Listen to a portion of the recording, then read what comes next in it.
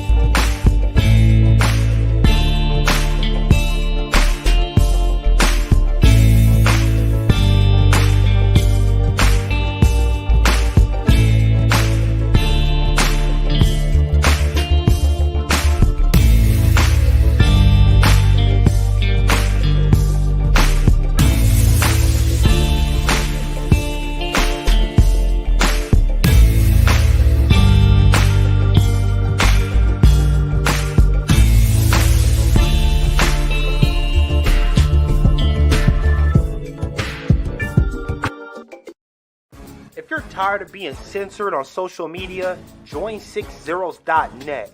It's black owned, black operated, and black moderated, and we make sure it stays a safe space for us to talk about all things black culture. We also got some cool gear like the FDM cotton crew neck, the Fearless Ancestors tee, hats, and more. Check us out at 6zeros.net.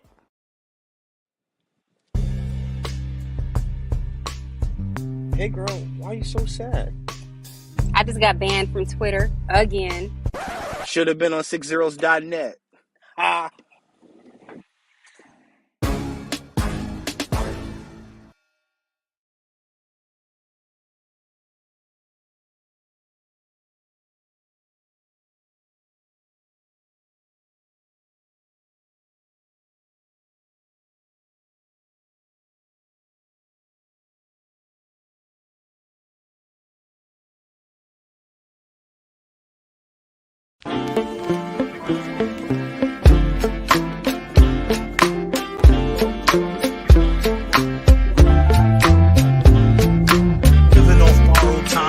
Tick faster. That'll be the hour they knock the slick blaster. Dick dastardly, a monthly with sick laughter. A gunfight and they come to cut the mix master. And living the true gods. Giving y'all nothing but the lick like two broads. Got more lyrics than the church got ooh lords. And they hold the mic at your attention like two swords.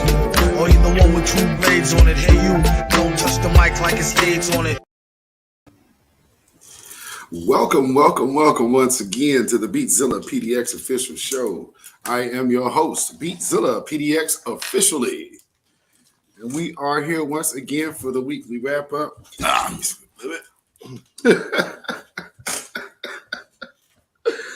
Oh, how's everybody doing this Friday?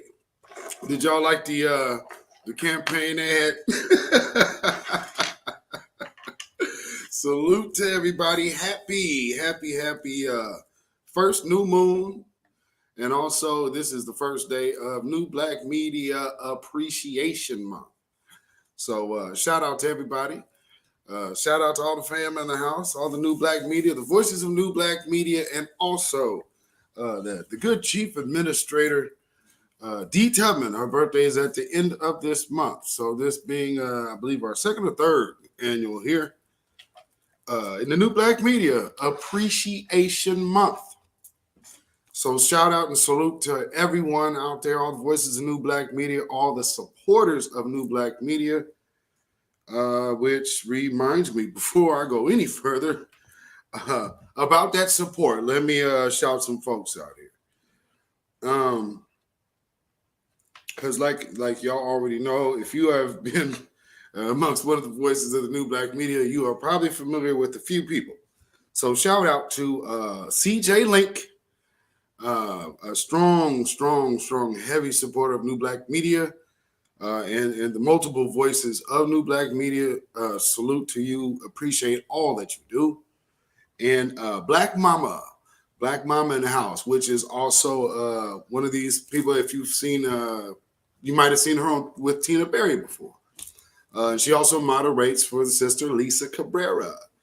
And then, of course, let's see, Victor Costin. So shout out to all of you. Let's see. Of course, I named a few of y'all last time. Trina Stewart, of course, Viewer One, Sugar Jones, Miss Me, Desmond Works, Silent D, C. Elaine, Yvette S.,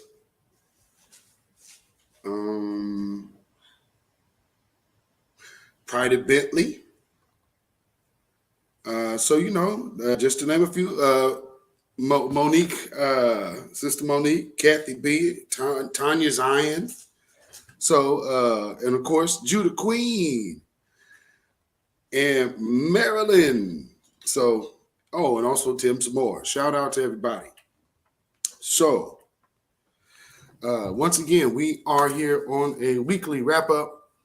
Of course, you saw we started off on a light note already. I just wanted to, make sure that, Tasha Peters in the house. Yes, indeed. So wanted to make sure everybody was able to come in on a light note. You did? So let's see who we got in the chat. While I am doing this, please hit the like button, hit the share button, share it on your social media. And then also, if you have not already subscribed to this broadcast, then by now you should know you would have to enter into the chat and participate. So do that now. Within the next 5 minutes, you'll be rolling and participating in the chat. So let's see. Kid Gravity, Beyond, Capricornus, Valley Ray, Lawrence Lilly, Silent D Productions, Deep IY Queen, SMCM, Queen Meadow Nuape, Nikki the God. Let's see. We got, thank you so much. Thank you so much. I'm like, what am I going off? All right. Marley K, shout out to my sister. Thank you for your donations. Peace and blessings and power and protection be up on you and all of you who have donated to this broadcast. So shout out to you, Marley K. And I most definitely appreciate that. One Who Cares, Afro Elite, CH464. Not sure if I said it, but Kathy B. Hey, my Alkebulon sister. Dominique Devereaux in the house. Let's see. The Aboriginal woman. Welcome. All right, Tanya Zion, Pride Bentley. All right. So we are here in the house on this Friday evening. So first thing I'm gonna hit is a local story. I think that's where I'll go first. But just let me make sure. Yeah, I'm gonna go here first. So did y'all like let me show you that again. Because this is just something I made on a whim, just thinking about the Biden sexuals. And I was like, truth be told, you can literally talk a black Democratic voter into anything at this moment. So why not Candace Owens? I mean, like, if Donald Trump can appeal to Republicans being a lifelong Democrat and just on the fluke, they're ready to overthrow their damn country, talking about how they're believing that they stole something from him. He was a Democrat to begin with. Everybody always forgets that. So I figured, hey, I mean, this would be the ultimate test for the black Democratic voter, wouldn't it? That's why not. As I said, what do you want her for? Anything Democrat. Doesn't matter. Oh, speaking of, brand new, hot off the press, I just got a notification about it. Looks like Sarah Palin is running for Congress. Whew, what a win for Alaska. So yeah, Sarah Palin is back. She just lost her little case, so I guess she got to do something else now. So I guess she's figuring it out. Guess I'll try to head back to Washington again. We'll see how that fails. But, that's probably going to end up like whatchamacallit's campaign. Lee Merritt. Lee Merritt did so bad down there in Texas, it ain't funny. I guess they, with all of the grandstanding they were doing, it's like, ain't nobody check for no Lee Merritt. He had to be out Joe Skull trying to follow that dude. You know what I mean? Lee Merritt as the state's, he wanted to be state's attorney, right? Yeah, dodged the bullet there, Texas. Because ain't no telling where that dude would have been going. So let me show you something. Once again, we have to deal with not being political children.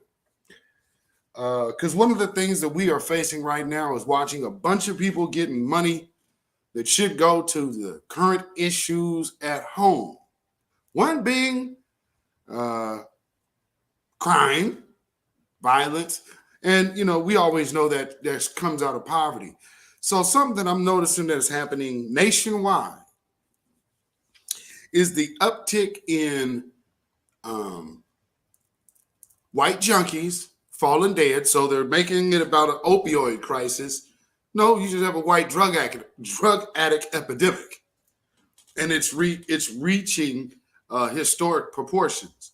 So you just think of how they use. Well, that's why everybody's talking about fentanyl. No, we're talking about white junkies.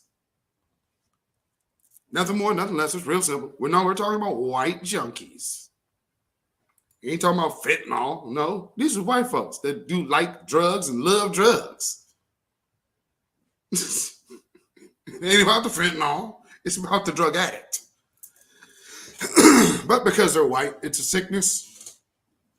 And so up under this guy you see what they do after crack. Oh, boy, they just go berserk. Have you ever seen that guy? I mean, that's your boy. You voted for that dude. And see, here's my problem. You guys don't even investigate a person's history to even listen to the shit that he says. Like, wow. But whatever. Oyela Arquette. Welcome. Zine J. Yes, indeedy. So, check this out right here. We having issues here, probably like you guys are in your own cities. Check this out. Teenagers have been shot and injured in that area of Portland, all in separate shootings. Yeah, Portland police have also arrested multiple teens there this week and confiscated guns. Liz Birch now live in Portland at the Portland Police Central Precinct in downtown. And Liz, what have you learned? Well, Jenny, those shootings that injured those teenage boys all happened in broad daylight in Southeast Portland. We want to show you some video right now of one of those shootings.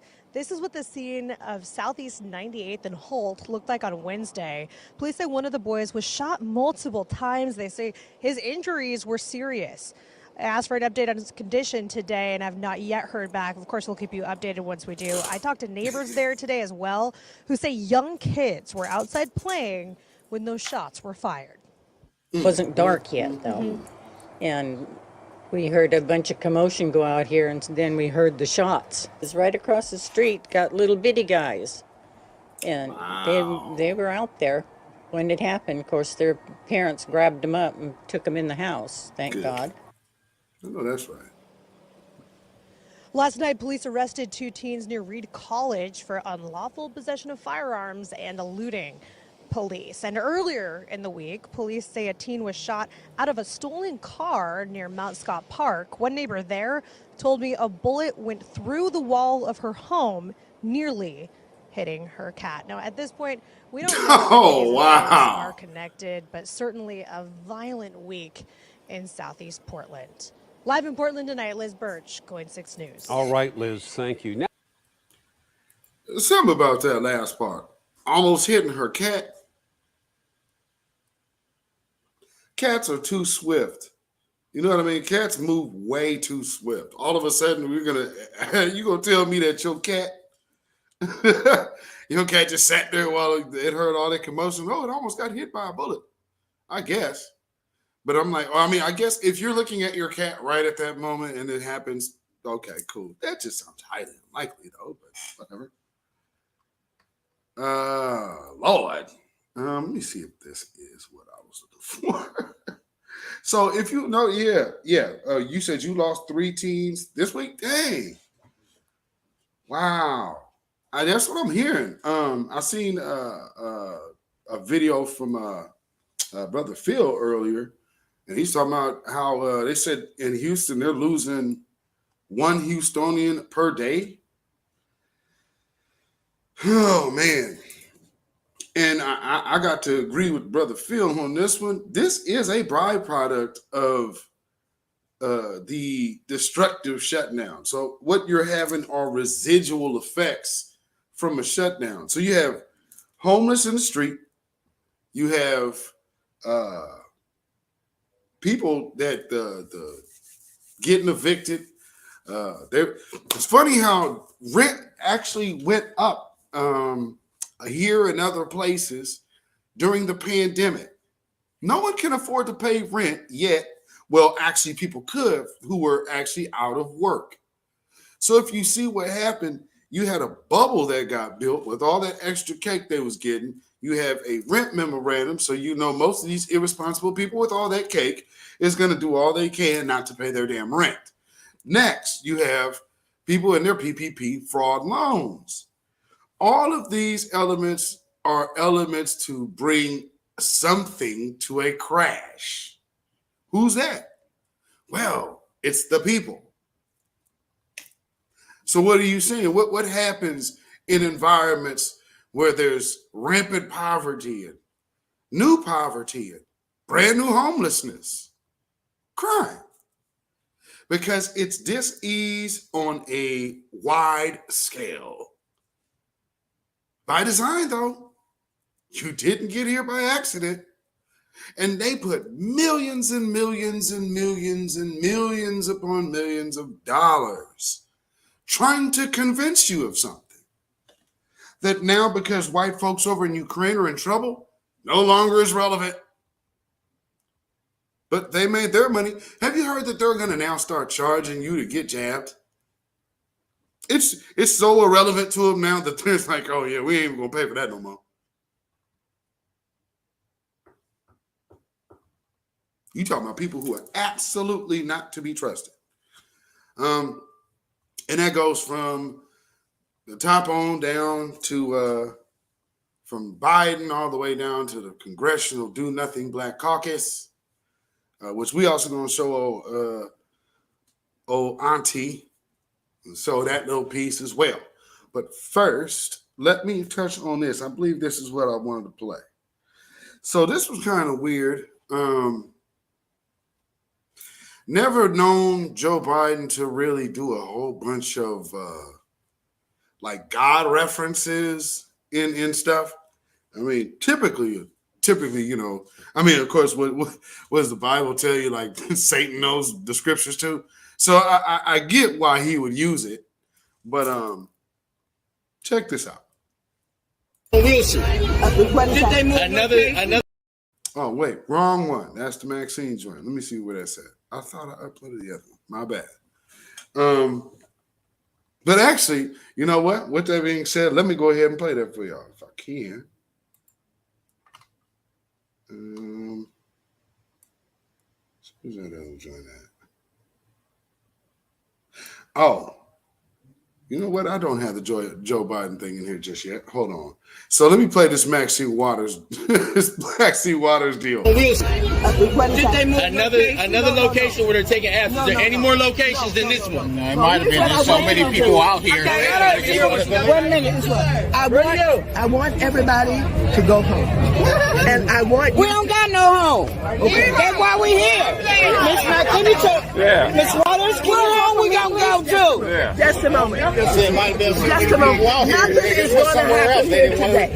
Nothing is going to happen anymore today. So what about but all these names? What we're gonna well, that's what give Excuse me. That's why I'm here.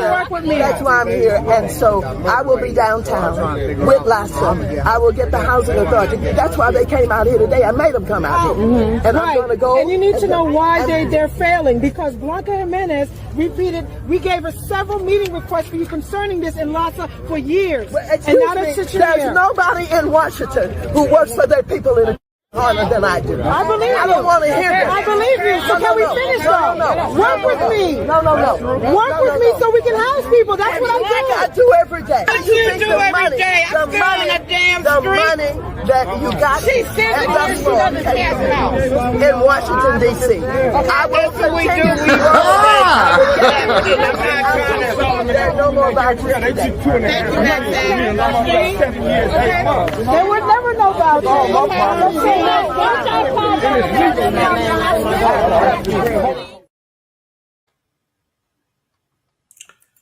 Ooh-wee. And them folks was well within their right to feel that way. Make sure I got that. Okay. Looks like I got it in here. Yeah, they was they was giving her the business. And, you know, rightfully so, too, because, shoot, she going to come over there. Ain't nobody going to tell me nothing. She going to do that line on them. It's like, these people out here are your constituents, and they're suffering while they're watching you bring millions and millions of people over here getting money on top of money. All types of places to stay. They're coming over here getting housing. And then you're going to go out there talking about it's a miscommunication. And then, something that y'all might not know of what she actually did after that is then she tried to basically threaten the media not to write a story about it. Because everybody else doesn't understand what happened. You know, we see very clearly what you did. This is a new day and age. All of that time of, and see, if for those of you who were part of or were watching the meeting this week about California's reparation bill, one thing you saw for yourself how shills go right in these spaces, and you can literally see the discomfort on them when they recognize that their little agenda that they were paid to implement fails. You literally saw it. And it was really interesting seeing what was her name? Cheryl Grills. I mean, that woman was so upset. And then what's funny about the whole thing, where Cheryl Grills comes in at, she's the one whose firm got paid to make sure Black folks in the state of California knew about this public hearing session. Well, imagine that. And imagine everybody's surprise when the chair aired it out in front of the meeting. And immediately the sister went into splaining.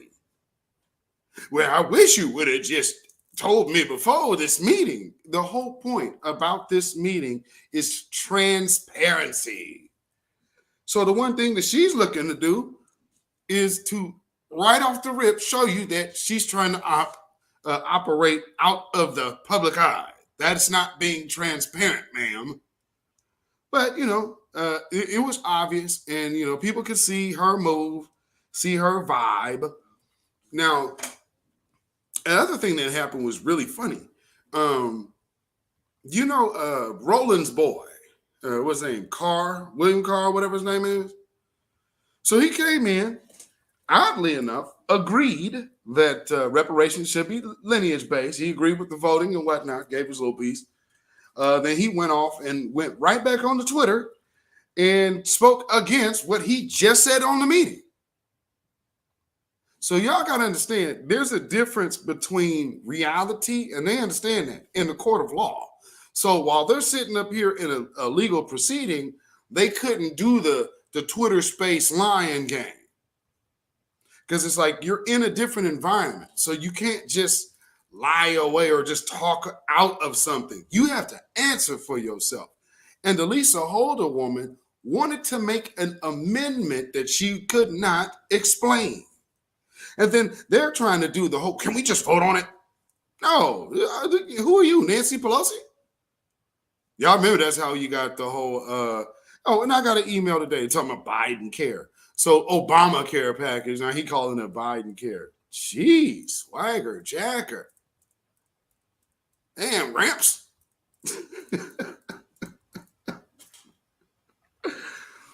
Oh, Lord. So, let me see. Oh, I got to show you this thing that happened, this lawsuit out of Oklahoma. But first, let me get to the Joe Biden piece real quick. So check this out. Teach your man how to squabble. Get that trigger next time, nigga. Damn, wrong video. My bad, y'all. This week, Florida's so-called Don't Say Gay bill became law. We will make sure that parents can send their kids to school to get an education, not an indoctrination. And just days ago, Oklahoma and Arizona banned transgender girls from competing in women's sports. But President Biden is taking the federal government in the opposite direction. The onslaught of anti-transgender state laws attacking you and your families is simply wrong. The Biden administration says starting later this month, passports can use an X to indicate an unspecified gender identity, and airport screenings will become more gender neutral. This administration sees them, and this administration supports them. Admiral Rachel Levine with Health and Human Services is transgender herself, so she says she knows how important the new policies are. Trans youth are very vulnerable, and they need to be empowered. We have their back, and we're going to do everything we can to help. Transgender rights advocates are excited about the president's announcements, but also concerned about the proposals popping up in red states across the country. Harley Walker is a transgender teen from Alabama, where lawmakers are considering banning gender-affirming medical treatments for minors. It's been really hurtful to have them constantly just attacking, saying things like it's child abuse or I need psychological help. She got to visit the White House this week and meet with officials like Admiral Levine, which made her feel better about the future. Puts hope back into me that there is somebody out there who can and is trying to protect me. In Washington, I'm Hannah Brand.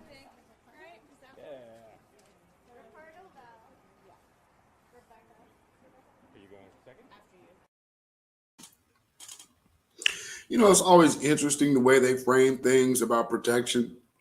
Transgenders playing, who are born male, playing in female sports with natural born women. It's just flat out toxic man move. Regardless of whatever you want to identify.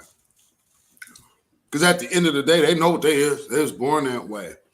So for little female athletes, girl athletes, for how they grew up, I think they should have the right to a fair competition in their lane. Because I don't understand what all of this is about.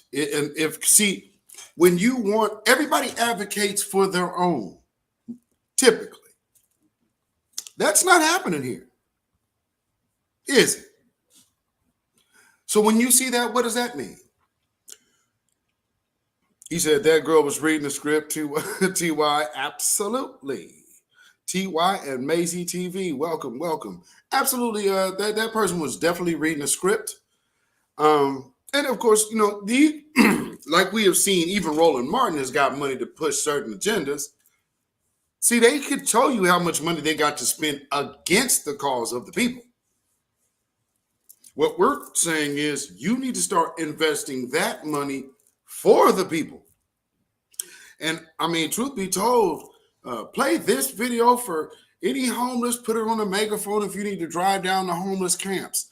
But all of you homeless individuals, all you homeless citizens of America, do not allow them to fund a whole nother war while you sleep and flounder in the streets.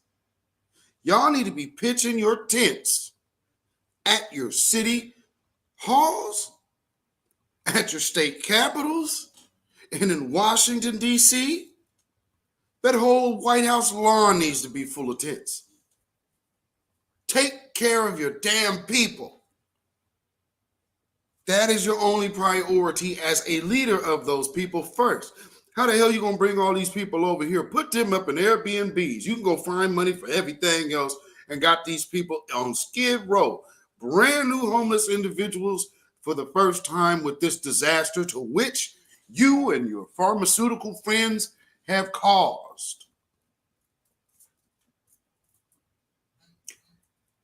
But we also have to remember the black bisexuals who told us that it doesn't make sense to withhold your vote because, man, if we had Trump, it would be so much worse. Well, let's look at it the long way. Not that I'm a Trump advocate at all, because I'm not a Republican. I'm black. I'm a blackakin. I'm a blackocrat. So if it's a black agenda, I don't give a damn who it is. They could be purple or green. I don't care. If they want to deal with us with tangibles, bring it on. Let's talk.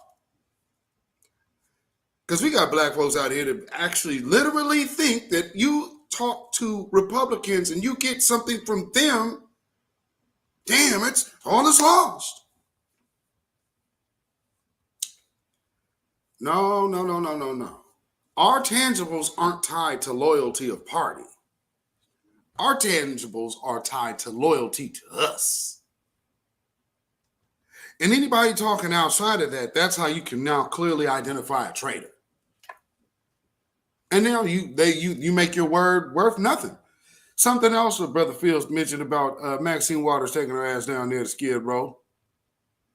You coming down there looking and smelling like nothing but money. Talking about everything you did for Washington when all them people is homeless. Go home. It's the first thing that come out your mouth. To a group of homeless individuals. How more disconnected from your own can you possibly be? Boy, oh boy, oh boy. This is what you voted for? All of this money going to fund a war. Your troops are about to go to war in this unannounced farce to clean up all of this corruption and covering it in the guise of Putin's a bad man. All of this to go clean up Hillary Clinton's dirt. Boy, I'll tell you, y'all don't investigate nothing. Thinking this about Putin. Is you kidding? No, what you need to wonder, why does this person have so many ties to a bed of neo-Nazis?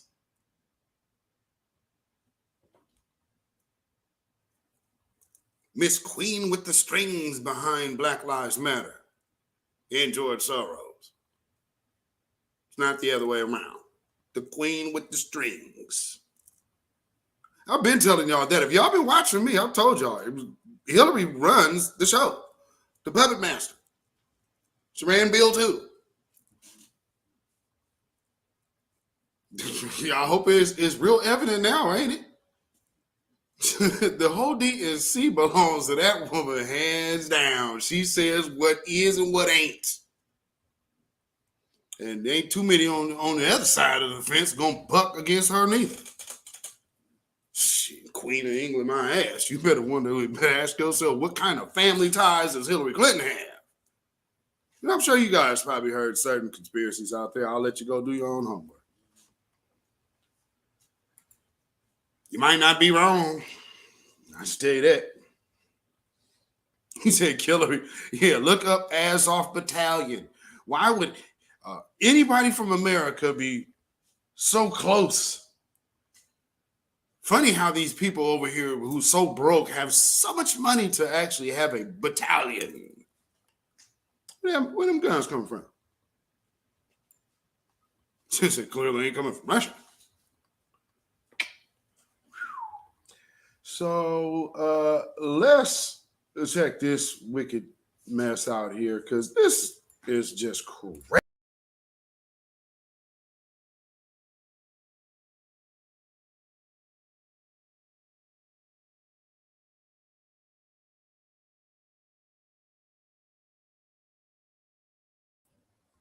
All right, my bad. That was my fault. So we are back. We get in here. I'm waiting for this to come up. You said Maxine Waters is in the same boat as Sheila Jackson Lee, a disgrace to Texans. Absolutely.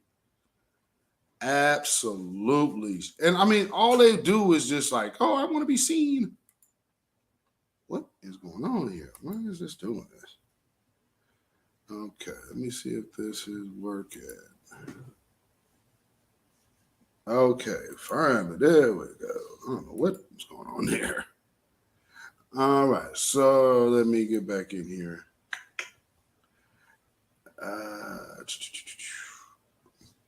Okay, back to Tulsa. Well, these cops ain't cool at all, man. These straight up devils, boy. So check this out, family. This story crazy, man. That has now led to a lawsuit against Tulsa police. A 70-year-old grandmother says she was taunted and brutalized while suffering a manic episode after being diagnosed with late-onset bipolar disorder, a condition officers appeared to be aware of as they laughed, threatened to tase her, and shook the restroom door. News 4's Kaitor K is on the night beat. And Kaitor, the video you are going to show may be disturbing to watch for some. Yes, for more than 30 minutes, officers tried to convince the woman to come out of the bathroom at a Tulsa business. They appear to make jokes, laughing while they wait, but their jovial mood takes a violent turn once they break down the door. Don't do it! Don't do it! Is that a lighter? Yes, Holy she has a lighter and aerosol spray. Tulsa police officers on their toes. Matters escalating on hour 4 of 70-year-old LaDonna Paris locking herself inside a business bathroom. This video is from October 2021, but Tulsa PD now facing a lawsuit for how they handled the situation. Paris's attorney saying she was suffering a mental health crisis from bipolar disorder and that the responding officers, quote, taunted, harassed, and antagonized her. So either you leave on your own. you better not do it. Hit you with that Lysol. I'm just gonna It'll eventually run out. until it's gone. Nobody's trying to kill you. Body cam video even shows one of the officers wielding a taser. Okay, look at this. You want to get tased? Yeah, then come out. You want to get tased? About a half hour after arriving, officers break down the door. Ready? Yep. Oh! All right. I got cuffs. Come over. Yep. Rufus, I need you, Rufus. I need you, Rufus. Oh, she's good. What are you doing that to me? Things become bloody as Paris is arrested. Let's clean the blood of his We clean up the blood. In a statement, Tulsa police acknowledged that the banter between the officers can, quote, be received as unprofessional and has been addressed with the officers, but say the overall actions of the officers and the way in which the call was handled is within the policies of the Tulsa Police Department. LaDonna, can you open the door? So we don't want to bust down this door. That's not nice. It's just not nice. Paris would spend a month in jail and was released with no charges due to her mental health status. Her attorney says their lawsuit will hold Tulsa PD accountable for their shameful, unlawful, and discriminatory actions. Did y'all hear that? She spent a month in jail off of a clear mental episode, which they acknowledged. Now, also, so you know, all charges against her have been dropped. So after a month, they released, but that's a month of her time gone. Now, why was she in jail if she was having a mental episode? Shouldn't she have been in the state hospital? Just seems to make sense to me. Tulsa, Oklahoma strikes again. Get going, y'all. Damn. I mean, man, come on. And family, I got the body cam. Yo, this is the unedited version, man. This damn sadistic psychopath woman right here, who's just so giddy that they about to get in here and F this 70-year-old black woman up. I mean, man. Yeah, then come out. You want to get tased? Don't do it. Hold on, let me back that up. You want to get tased? Yeah, then come out. You want to get tased? Don't do it. 055. Why are you doing that? This is going to be so fun. White male 40, dark blue or dark.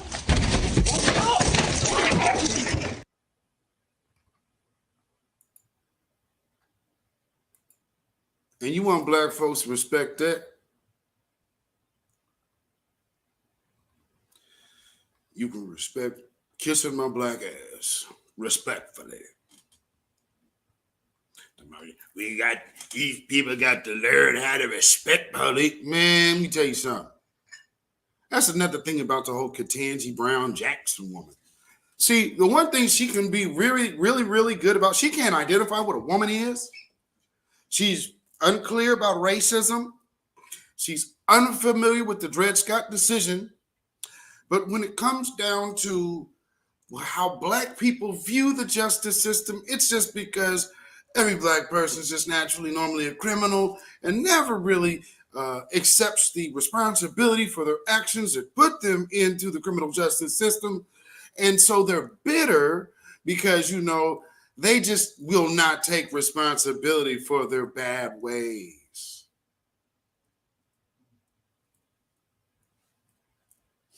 If you don't know when you are hearing a white supremacist and you can't figure because you're seeing a black person, but you ain't listening to what she's saying, then now you are fooling yourself.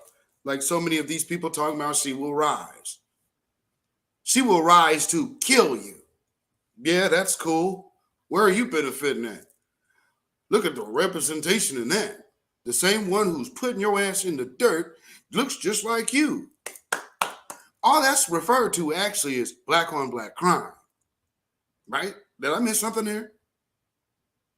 Just look at the nonsense we celebrate. As long as it's framed cool, oh man, no problem. Ooh, Lord. You know, you have aunts her age, AJ. I think we all do. You know, we got family that age. 70 years old. Oh, this is going to be fun. Ain't nothing cool about that. Ain't nothing cool about that at all. That is so evil. Evil. So, telling you, and here's the point. We're just now actually hearing about it because of the lawsuit. So that's kind of janky in itself. Let's see, where will I go next? Y'all know Will Smith is resigning from the Academy. So we'll see how that shakes out in the end. They're talking about still hitting him with disciplinary situation. So I don't, whatever the hell that looks like from the Academy. Excuse me. I can't help but seem to just look at something here. The reason why Will Packer got the gig and there's so many black folks at the Oscars is actually because of Will and Jada, right? Because I don't really pay much attention to that type of crap anyway. But ain't that the case? So knowing how certain supremacists in certain places, because when you start saying suspected white supremacists are here, then all of a sudden you're going to have these other people popping out the woodwork. Man, Hollywood, you ain't bad to Jewish people. Hey, we don't play semantics over here. White is white. You're all white to us. So you guys can play semantics about yourself and your whiteness. We don't really care. So with that being said, I just wonder if is this a retaliation type situation? You thought you was gonna use your star power to make us do something, Negro? This was gonna go unchecked. Just saying, how does a strong man go off so quickly? You thought it was all behind a biatch? I don't buy that. I mean, now, yeah, but a strong individual don't usually just break like that. To me, there got to be something else going on. You're talking about a person that always got to get joked and cracked on. And one of the biggest cracks is going to be, just think about it. You got this whole thing going on, this line with him and Quincy Jones and the other dude that was responsible for Fresh Prince. You got all these random stories out here in Hollywood. That ain't making you crack under pressure, but this one particular moment is what does it? With the most minuscule joke ever. Based on Jada? I don't think so. If you didn't flip over the red table, this, and knowing the type of pressure that he was able to use his stardom on the Hollywood industry, man, if you thought they wasn't going to get no give back on that, you out your mind. You really do not understand these people, do you? Jeez, I'm telling you, man, these people eating sleep revenge. Don't you think for a second they thought he was going to get away with that? Man. No. Now they single-handedly made that dude the face of violence. Just like that. Oh, man, this is a dirty world, baby. You better understand, man. And these people, they play it the way it goes. So you understand you better have a contingency plan. See, Dave Chappelle is like, okay, well, I'll fall back on the fact that I could wear the stripes that I stood up for my people at one point in time to make sure that my people no longer got laughed at in this manner. So you got to give props where props is, where props are due. And again, everybody ain't going to agree with everybody all the goddamn time. I get it. But what is important is this major fact. What they've done overall has still benefited us. There are people out there who only seek to destroy us. So I think we better stop looking gift horses in the mouth and take what we can get when people can give whatever little they can give. Because, see, what you don't understand is that amount of pressure from a black man starts translating in other areas. So actually what you do see, and here's on the flip side of that, look at how solid Chris Rock is standing. Chris Rock ain't talking to no police. Chris Rock didn't look to have him thrown out to have the whole thing look even worse. So, I mean, although it may have been a poor joke or bad taste, who cares? That's neither here nor there. One thing about it, though, Chris held it down on code. Cops came up to him because Will Packer told him, hey, this is what is going on, blah, blah, blah. Now, Will Packer already ready to sell Will Smith up the river. See how fast these niggas turn on him? And Will Packer's a sucker anyway. I don't even know why y'all over here crying tears for him. Will Packer's the one who was responsible for blackballing Monique along with them other suckers. Lee Daniels and all of them. So let's be clear. The people who are all Black Lives Matter said, damn that black woman because she won't do what we say. Then you got Steve Harvey to go up there and give her the coon speech on his show. I mean, I'm just telling you, sometimes you just got to do what you need to do for the money. And that is why we are in the condition we are in.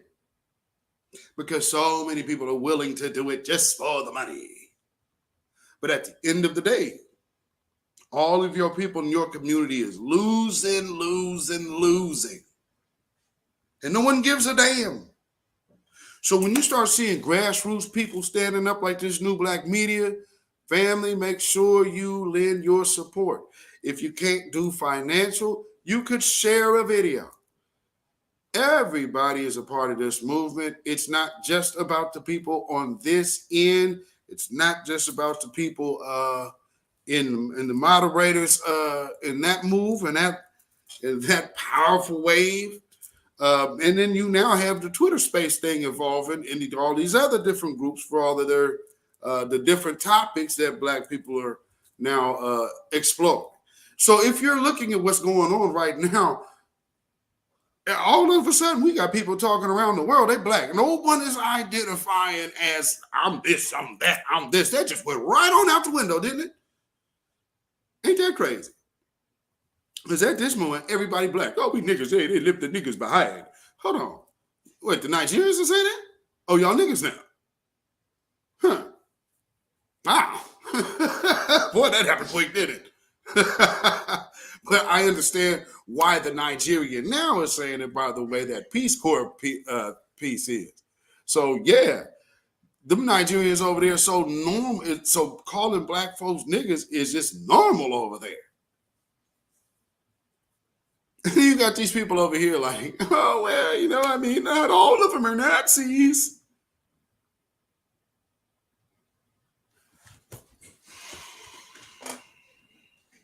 Now, what's so crazy about, neo-Nazis are a little different than those Nazis. Because one thing those Nazis, like the German Nazis, knew, they knew that the black American was like the best thing on planet Earth. See, the new Nazis, they have a different philosophy than them. So, I mean, y'all know that there were black soldiers that got caught behind enemy lines. So they was getting treated very nicely over there. As a POW, getting treated great. You know, so things you need to understand about world history, you know, and in our black community, because again, black folks is black folks everywhere. Or what Vietnam War, you had the Viet Cong over there telling them, "So brother, go home. This ain't your war."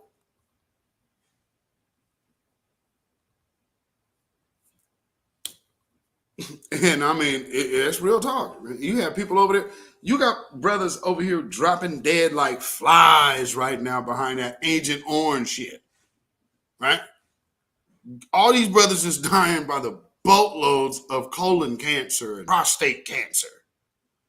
Thanks to the U.S. government poisoning their own troops. But you fast forward now, they'll tell you, oh yeah, we're going to give out these mass injections. All right, man, you got to go get it because they said everybody's going to get sick and die.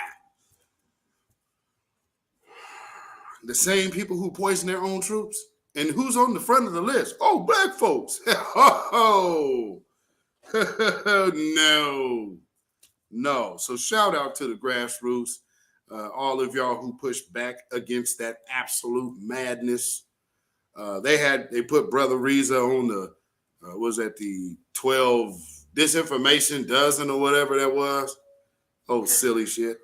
Disinformation doesn't. But that's just how they do us. You start talking that truth, especially as a black man, because people gonna just gravitate towards that Lowry salt, seasoning salt you got in your spirit above all else. And I mean, because Fauci's talking with a forked tongue.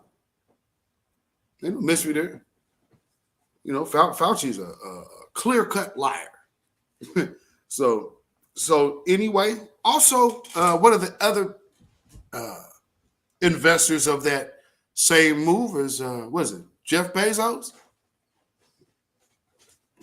Well, speaking of Jeff Bezos, it looks like things are going to be changing around Amazon soon. So this story just happened, broke today, I believe. The Amazon workers have finally became unionized, and they've been fighting for this for a long time. And so they finally have won their case. You also all know that Tesla is going through a discrimination case as well right now.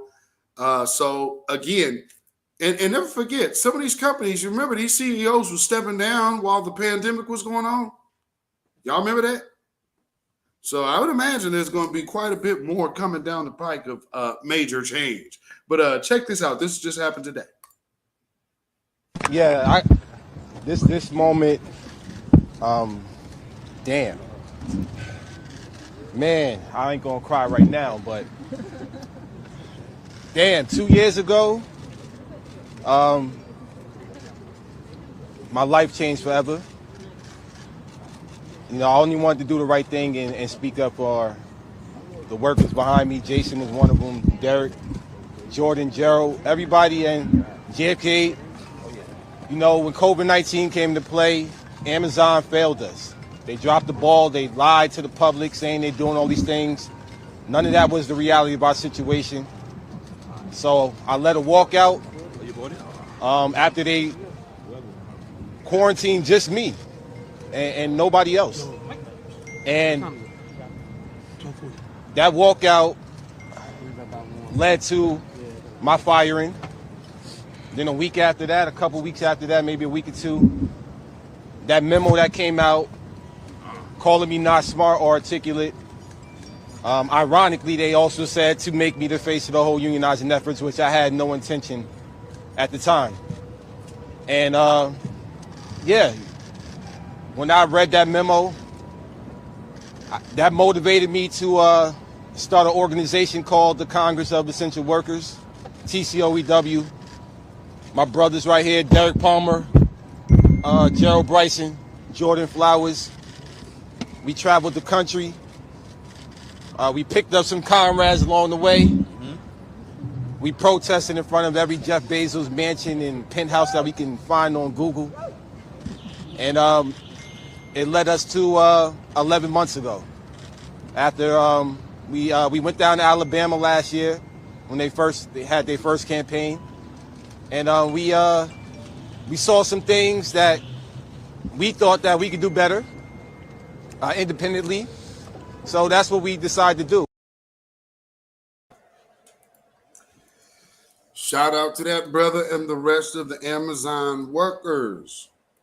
I mean, I know people who work for Amazon, so shout out to them, man. That's what's up. Now take notice, family. When that real black man energy show up, things start changing. Kind of makes you wonder why they want you to hate your black man, huh? Well, see, they understand. The key to their downfall is our unity. Where does that start? With black men and black women and all of the black families just building, however that is. Now, that would be the continuation. Now, I'm not saying anything against alternative lifestyles, but because in every community, you're going to have everything. But the driving force of that community is the regeneration of it.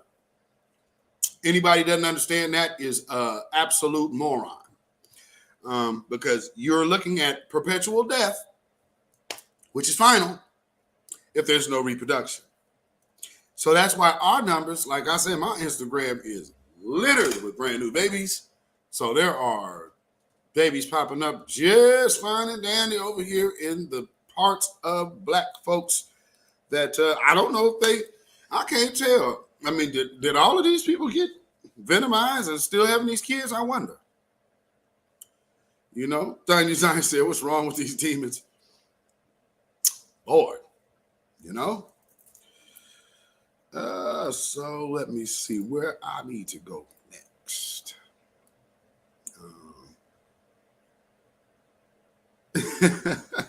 You know, but let's play. Did y'all like the intro? So who was here from the very beginning? Did y'all like the intro this morning or this afternoon, this evening?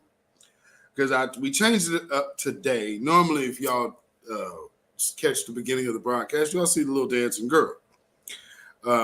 Today, we did it differently. Today, we started with Will Smith.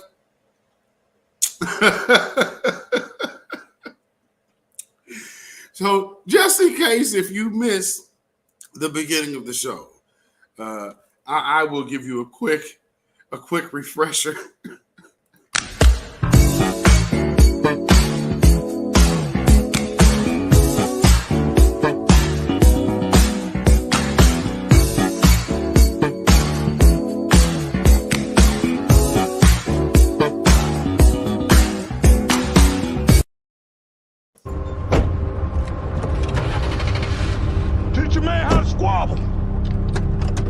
Get that trigger next time, nigga.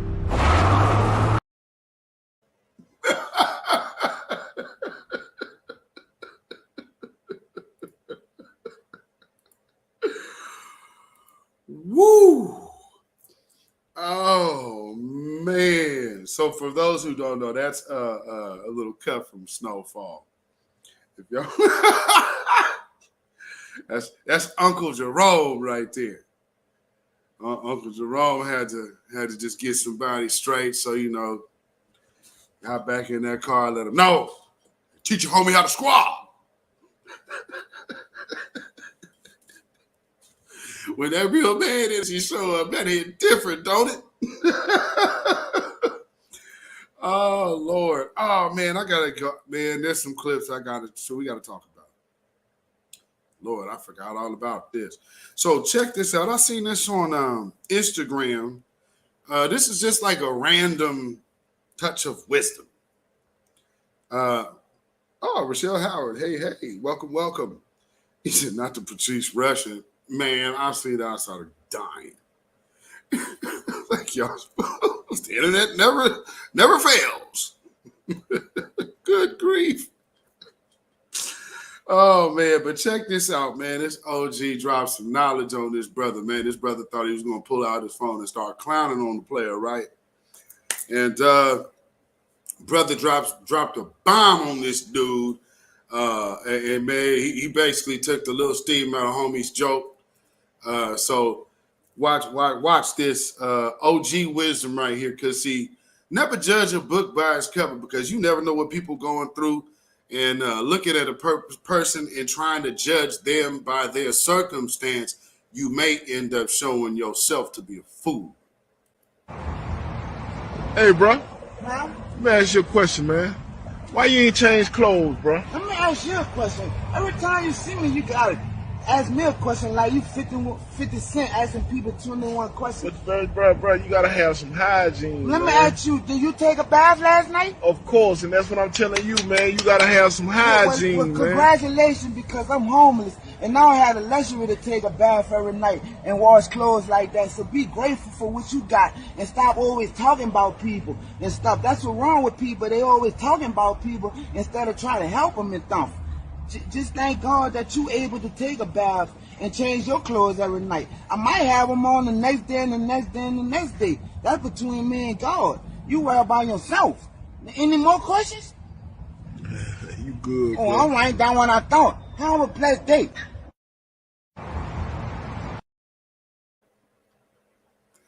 He took the steam all out that little dude's joke, didn't he? Ooh-wee. Yeah.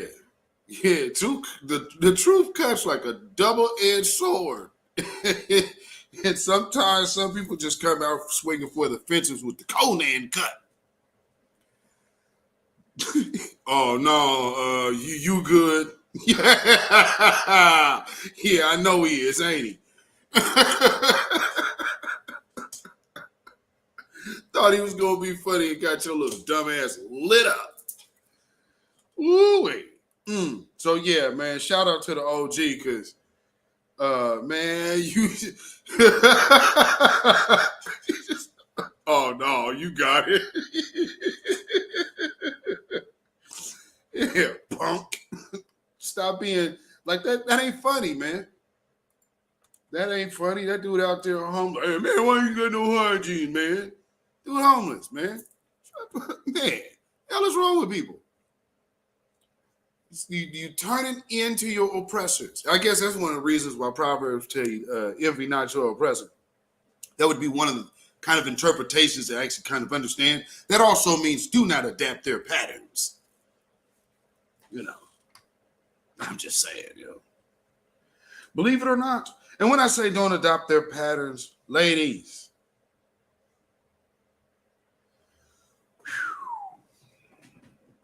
see, we got to get back to the day of standards. Now, in the whole situation with the True Kitchen, you have people upset because this man cussed people out about twerking in his damn restaurant. He spent, what, $3 million to get that restaurant popping? $3 million. And he's a black lawyer, by the way. So, the way they did that brother spot, he come out cussing at him because it's like you want to have a nice place for his people to come out and have a high class dining experience. And so he had to kind of flip on these folks because he kept repeatedly telling them to stop twerking on his glass. And we know how folks are. They fall through some, I'm suing. First thing out your mouth. I'm suing. So you don't give a damn about this black man's business. And you had all these people coming out getting mad at him because he had to cuss some folks out about his shit. Now look, I told y'all. Stop talking on that. I had no problem with what that man said. People like, oh man, he ain't gonna talk to me like that. Oh, I'm leaving. Them same people who said that dumb shit are the same people praying for Ukraine right now. So just put that in perspective. But with that being said, Queen Athea, welcome. We have to stop this janky behavior, man, and we got to stop co-signing. Check this out. Post period.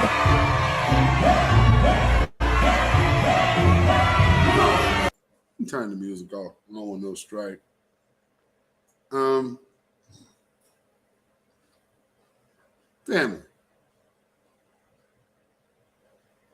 I mean, it's a damn wedding. And I mean, one of the chicks ain't got no panties on at all. So, just in case, is this classy? And now somebody be like, oh, you guys just hoe hating. Now, I'm not hoe hating, but I mean, at the same time, this is a wedding. Isn't this supposed to be a classy event? Why must everything with us go revert to gutter behavior?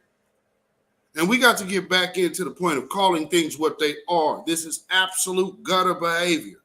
It don't make no damn sense to be doing you're in a formal evening dress for a wedding. Let's all twerk, y'all. All the bridesmaids at once. Come on, y'all. Break that ass up. Man, bride woman, what you back there? Come on, man. Jeez.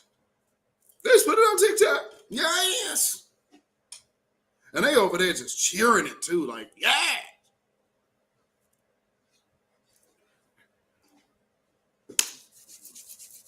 Wow. And wondering why your dating options are so god-awful. Well, I see you have a nice ass to shake, and you're really good at shaking your ass. That tells me a great deal about marriage material now, doesn't it?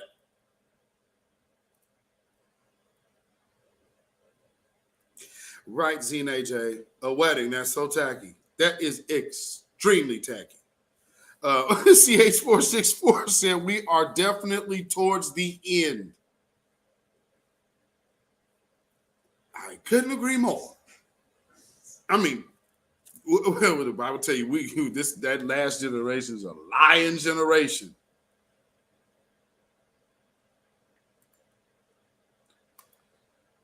If y'all, like I said, if y'all was in that meeting for the reparations conversation for California, man, classic con. Because what happened is that woman got called on the carpet in front of everybody, and what she wanted to do was have her heads up so she could basically smoke screen that her company wasn't doing nothing, but already got paid over $1 million.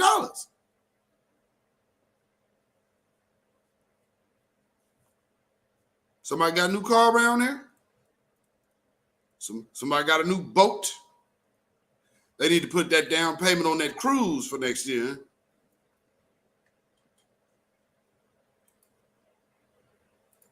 And it's all coming out. See, like Maxine Waters with that thing. Like, these are your constituents.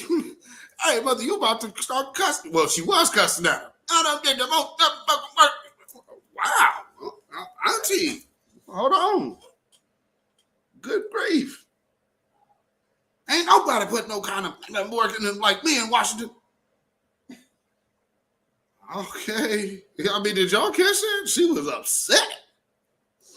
Lord. So that's what, if you heard it cut out, that's what she said. Oh, yeah. Yeah, buddy. They got up under that wig, boy. She was hot. Oh, Lord. So I guess let's hit the little, I guess we got to hit this Chris Rock piece. So, no, first. Oh, yeah, first we need to talk about this other situation. I've been slowly or somewhat following the whole situation about the 14-year-old young brother that fell out the ride. Y'all, I'm sure y'all been following that. There is some now other situation that is kind of spawned off of it. There's this woman who claims that she was his cousin. So I guess she's been popping up, and the family's like, this one ain't got no ties with us. So I'm not sure what's going on. If this is, I'm not certain what the hell is happening. So let's check this out, because I literally just came across this. Like, who is this woman? Like, that is very weird. But we're in a weird time, so you get these type of crazies all over the place, and it's like, oh, opportunity to be seen. I mean, opportunity to get my little side hustle cake up on. So let me go ahead and, oh, that's my cousin. Here's the GoFundMe to help the family. Make sure you do it quick. And the family like, this ain't no kin to us. Talking about she his cousin. Don't none of them even know her. Yeah, man. So it's getting weird. But check this out, fam. This is WFTV Tonight. The family of the teen who died at that Orlando freefall ride at Icon Park Thursday is calling for that ride to be torn down. Good evening. I'm Martha Sigalski. The accident reports released tonight shows the ride itself didn't malfunction, but other documents make it quite clear this 14-year-old should not have been allowed on it. Nick Papatonis joining us live right now at Icon Park. And Nick, the manufacturer's own guidelines appear to have been simply ignored. Wow. Well, the ride had a maximum weight capacity of each passenger being at no more than 286 pounds. Tyree Sampson, who also went by the name Trey, was more than 60 pounds over that limit, according to his own father. Family members told me that operators of other rides turned him away. Wow. 4 days of pain for Tyree Sampson's family. 1, 2, 3. Morphing into calls for change. God, we pray that you will shut this whole thing down. The gathering in front of posters, footballs, and flowers, rallying a community of strangers behind the newfound cause. I want it took down before someone else get hurt on it. But new reports released Monday shifted blame for the teenager's death away from the ride itself. According to the accident report, Sampson's harness was down and in the locked position when the ride came to a stop. You guys are sure you checked it? Other documents from the manufacturer suggest the ride operate lines that could have prevented the death instead. According to the guidelines, the maximum weight of a rider should be 130 kilograms or 286 pounds. Additionally, all riders must be able to fit into the seat and harness or they should not ride. You told him he couldn't get on the swing. You told him he couldn't get on the slingshot. So why did you allow him to get on this one if he was too overhead? He tried the other one? Yeah, he tried to get on that one and he tried to get on that one and they told him he was too big for it. Sampson's cousin is now trying to collect 5,000 signatures to have the free fall ride destroyed and a statue of Sampson built in its place. It's been open for 3 or 4 months only, and this has happened already. So they could have prevented this, and I hope they get everything that is coming towards them. Family members say what's coming won't bring Tyree back. I had to come do was clean up his blood. That was the saddest thing. I had to come clean up his blood. The accident report also said 2 of the ride operators were trained in those safety and operation guidelines just last month. Now, I want to give you a quick look at the scene here at this hour. You can see this very large memorial that has grown outside of the ride behind us on the sidewalk. There's also been a steady stream of tourists all weekend passing by this site on their way to and from hotels, restaurants, bars, what have you, stopping, looking at the ride, looking at the memorial, and in some cases, as you can see right here, leaving their own mementos behind. Just a very somber sight, and is what typically is supposed to be here, a very happy part of town. Live in Orange County, Nick Papatonis, WFTV tonight. Check this out. A bizarre breaking development. Eyewitness News has uncovered a woman who is claimed to be a family member and spokesperson for the 14-year-old who fell and died on that ride at Icon Park. Actually has no ties to the family. That's her in the Nike sweatshirt. The woman who said her name is Shay Johnson has been claiming she is the cousin of Tyree Sampson. The woman's been holding news conferences, hugging people, collecting petition signatures, and leading a vigil outside the free fall ride, conducting lots of interviews. And now the Orange County Sheriff's Office says Sampson's mother told detectives she doesn't even know who this person who claims to be Shay Johnson is. Attorneys representing the family also told us none of the family members know Johnson. The Sheriff's Office is not aware of any crimes being committed at this point, like collecting funds. And late tonight, how about this twist? The woman's employer, Flash Dancers Bar in Orlando on Orange Blossom Trail, told us in a statement tonight that they have terminated her employment.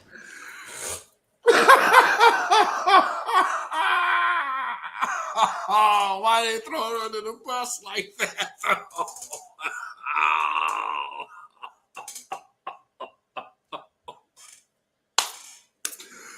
Oh, they did her dirty, didn't they? Oh, they just wait. They built that whole story up to wait till the last second and be like, oh, so her employer, the dancing cheetah. I mean, oh.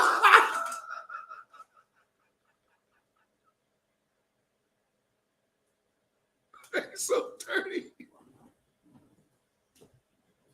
He's so dirty for that.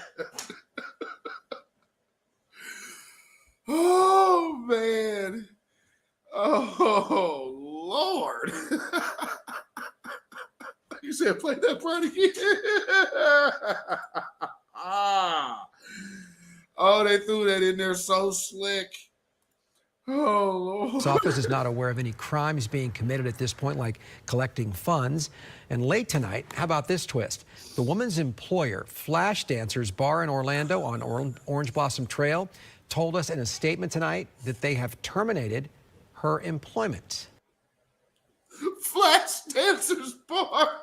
You know what goes on there. Oh. Whew. Oh, man. Oh, man. So there's more. There's more, family. We are now learning the woman who had been very outspoken about this whole thing, the woman who claimed to be Sampson's cousin, is not at all related to the family. We heard from Shay Johnson earlier this week. She claimed that she spoke with the teen the night of the fall. But the Orange County Sheriff's Office now says Sampson's mother told detectives that she has no idea who this person is and she does not speak for their family. However, the family has not filed a report against her. Investigators say that at this point they have no evidence of a crime, but still not clear why she was claiming to be part of the family in the first place. What you mean? Clout. That's why she was doing it. For clout.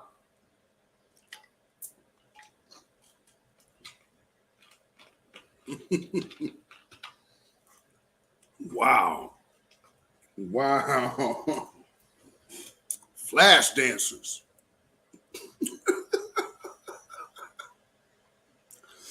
That is hilarious. She works at Flash Dancers.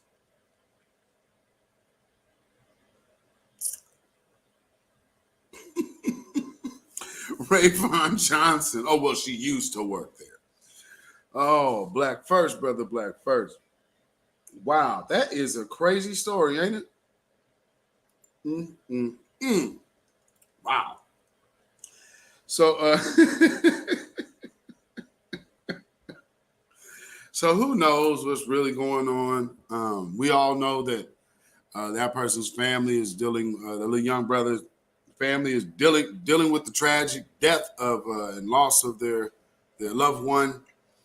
And unfortunately, this woman comes out claiming to be family and getting all this airtime and camera time and interviews and don't know family the first. So, you know, and stuff like that happens. That's not going to be the first. Well, definitely not the first. And I'm sure, you know, hopefully be close to the last. But, you know, there's always going to be somebody out there willing to come up on some clout. And you know, like, shoot, it's like y'all remember what's that brother name? Charles Ramsey. Y'all remember Charles Ramsey from the whole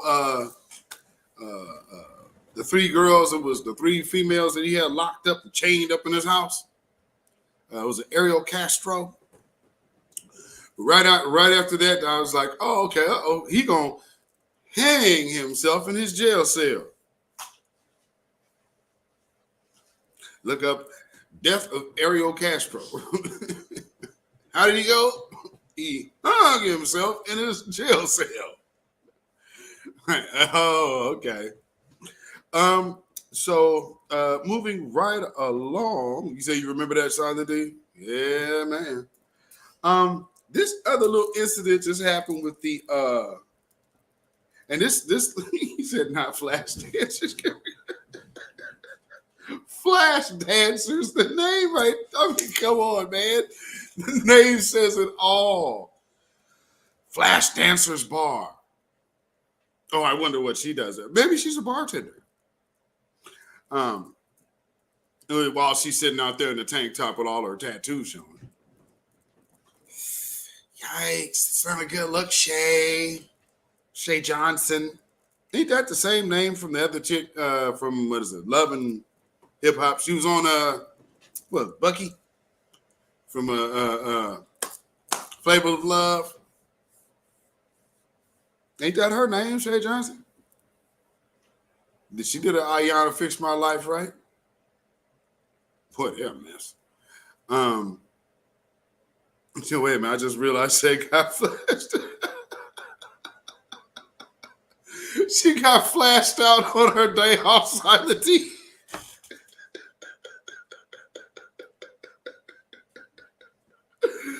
I mean, how you get fired as a stripper? Ooh, God, that's bad. Jeez, how do you get fired? So her former her employer where she works, Flash Dancers Bar, they say she's just recently been let go.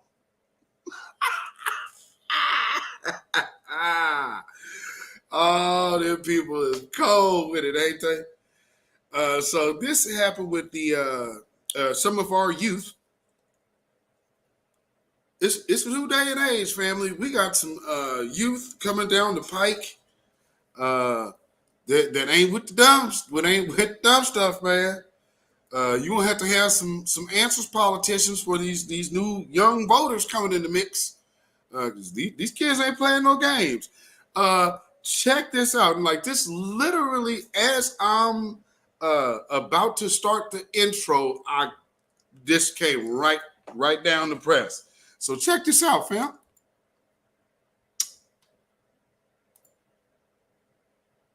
Put that sound on. What's the sound?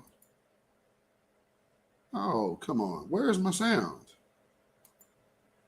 Oh, I don't have any sound. What's up with that? Oh no. Oh, let me see what I can do here. Hold on. Let me see if I got. I don't know why that downloaded without sound. Hold on, let me see something. Wow, for some reason it didn't get the sound. Okay. I'm gonna have to do that again, I see. Doggone it. Will. Shawana S. Welcome. Oh, you know, this other piece, though, I do have to also play. So while I'm getting that, I will play this. Florida. Boy, y'all got a lot going on down there in Florida right now, don't y'all? I mean, it is a bunch of unhappy people one way or another. What's so interesting, though, and this is a major time in world history and American politics, and watching all of the hypocrisy that is taking place. Because at this point, look at what we have. We have all of these people who are against critical race theory. And then, you know, of course, Florida has the Don't Say Gay bill. And then you also have, that's the other part. That's the other part I meant to get. Y'all forgot to tell me to get the Joe Biden joint. I need to get Joe Biden in here. That's what I need too, because this is in line with that. That's right. So, there we go. Let me see if this is it. So first off, I'm going to play this little piece from Gavin Newsom. Tell me what y'all think. The so-called Don't Say Gay bill became law. We will make sure that parents can send their kids to school to get an education, not an indoctrination. And just days ago, Oklahoma and Arizona banned transgender girls from competing in women's sports. But President Biden is taking the federal government in the opposite direction. The onslaught of anti-transgender state laws attacking you and your families is simply wrong. The Biden administration says starting later this month, passports can use an X to indicate an unspecified gender identity, and airport screenings will become more gender neutral. This administration sees that. Okay, now that was the one that I already played that. So let me play what actually he said. Let's see. There you go. That's what I'm gonna get. Why is there no volume on this? Oh, we freezing? Yep.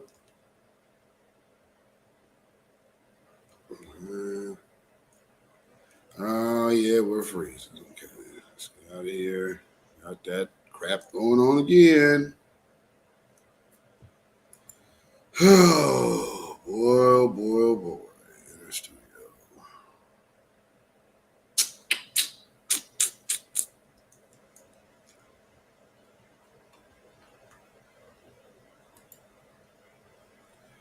Okay, looks like I am frozen again. So hopefully this this will work. Can y'all hear me? Hopefully y'all can hear me good. So I gotta do this right quick. Because of course you know how they always like to fool with me here in StreamYard has now, and again, like I said, I am not the only person who has been going through this with StreamYard. And it's unfortunate for something that we actually pay for is having these type of issues to where we keep getting frozen out of our actual lives. So unfortunate. Get your stuff. All right. Get that out of here. All right. Hey, you both can see me. Both of me, rather. Okay, so let's try this again.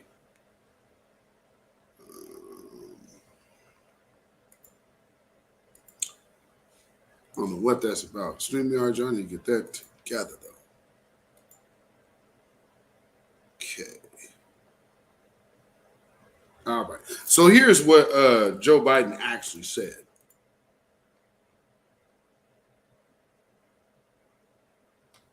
Oh, this is janky. Okay, so there is no sound on this video? I just had sound on the video. Okay, I don't know what's going on with that. That's weird. That's real weird. Huh. All right, let me try something else.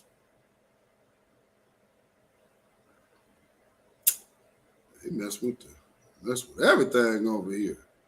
All right, well, let me see. Well, in that case, this is where I will go next. Let's see. Here we go. So we're going to go right here to today's news. Today's news. And I mentioned it earlier, so we're going to get into this piece. Days after he slapped Chris Rock at the Oscars, Will Smith resigns from the Academy of Motion Picture Arts and Sciences. Thank you for joining us. You're watching Eyewitness News at 4 live on ABC 7, Hulu Live, and wherever you stream. I'm Ellen Leyva. I'm Mark Brown, in for David Ono, and we begin with that breaking announcement from Will Smith just moments ago. Smith announcing that he will resign from the Academy after that shocking slap during the Oscars. And our George Pinocchio joins us now with details breaking in just the last 10 minutes. Oh, I know. I was surprised to hear this. The story continues to get different by the minute, but rather than face possible expulsion or suspension, Will Smith has reportedly instead resigned from the Academy of Motion Picture Arts and Sciences. Now, in a statement, Variety reports, he says the list of people he hurt is long, and he betrayed the trust of the Academy and deprived other nominees and winners their opportunity to celebrate. Now, this all comes as we're heading from we're hearing from Oscar producer Will Packer. He says he was in the room where it happened, and in an exclusive interview with ABC's TJ Holmes earlier today on Good Morning America, Packer tries to sort this situation out. By now, we've seen and heard more than once Will Smith slap Chris Rock's face in front of millions of viewers at the Oscars over a joke about Smith's wife. Then, not that long after, we all heard this. Will Smith! Then came a standing ovation for Smith's Best Actor win. Oscar producer Will Packer was inside the Dolby Theater with a room full of people who work in the industry. Love will make you do crazy things. I think that the people in that room who stood up for somebody who they knew, right? Who was a peer, who was a friend, who was a brother, who has a 3 decades plus long career of being the opposite of what we saw in that moment. I think these people saw the person that they know and were hoping that somehow, some way, this was an aberration. He's going to stand on stage and maybe Chris Rock comes from the back and says, we got you all, you know. I don't think that these were people that were applauding anything at all about that moment. Packer told Holmes when the incident happened, it changed everything. What happened to the energy in the room? Sucked completely out of it. It was like somebody poured concrete in that room. Do you wish he did not remain a Well, they part putting of all your kind of ceremony? extras on that, I ain't think they? what many of us were hoping was that he would go on that stage and make it better. It couldn't be made right in that moment because of what had happened. But I think we were hoping that he would make it better, that he would stand on that stage and say what just happened minutes ago was absolutely and completely wrong. Chris Rock, I'm so sorry. Please forgive me. That's what I was hoping for. Again, Variety is now reporting that Will Smith is resigning from the Academy, and Smith also says he will accept any further punishment the Academy board gives him. This is just a developing situation. We'll keep you posted. Wow. Alrighty. Let's see if I can get that up here. Let's see if this works. See what this happens down here. Okay, no sound in that video. I can't seem to get any sound on this video whatsoever. This is crazy. I keep downloading this video and I ain't getting no sound at all. Let me see what I can do here. So what y'all think about Will Packer? Because I find that pretty interesting. Let's see if I can get any volume out of this. Okay, I can't. So this is what I'll do. You know what? I'm gonna just play it from my phone. That's how I will do it. Because this just doesn't make any damn sense. I have no idea why this is not working. And it should be downloading absolutely with the sound. I don't know what's going on. No, it's a serious question. Okay. Do you identify as black? No, it's a serious question because you might not identify. Can you please put the mic?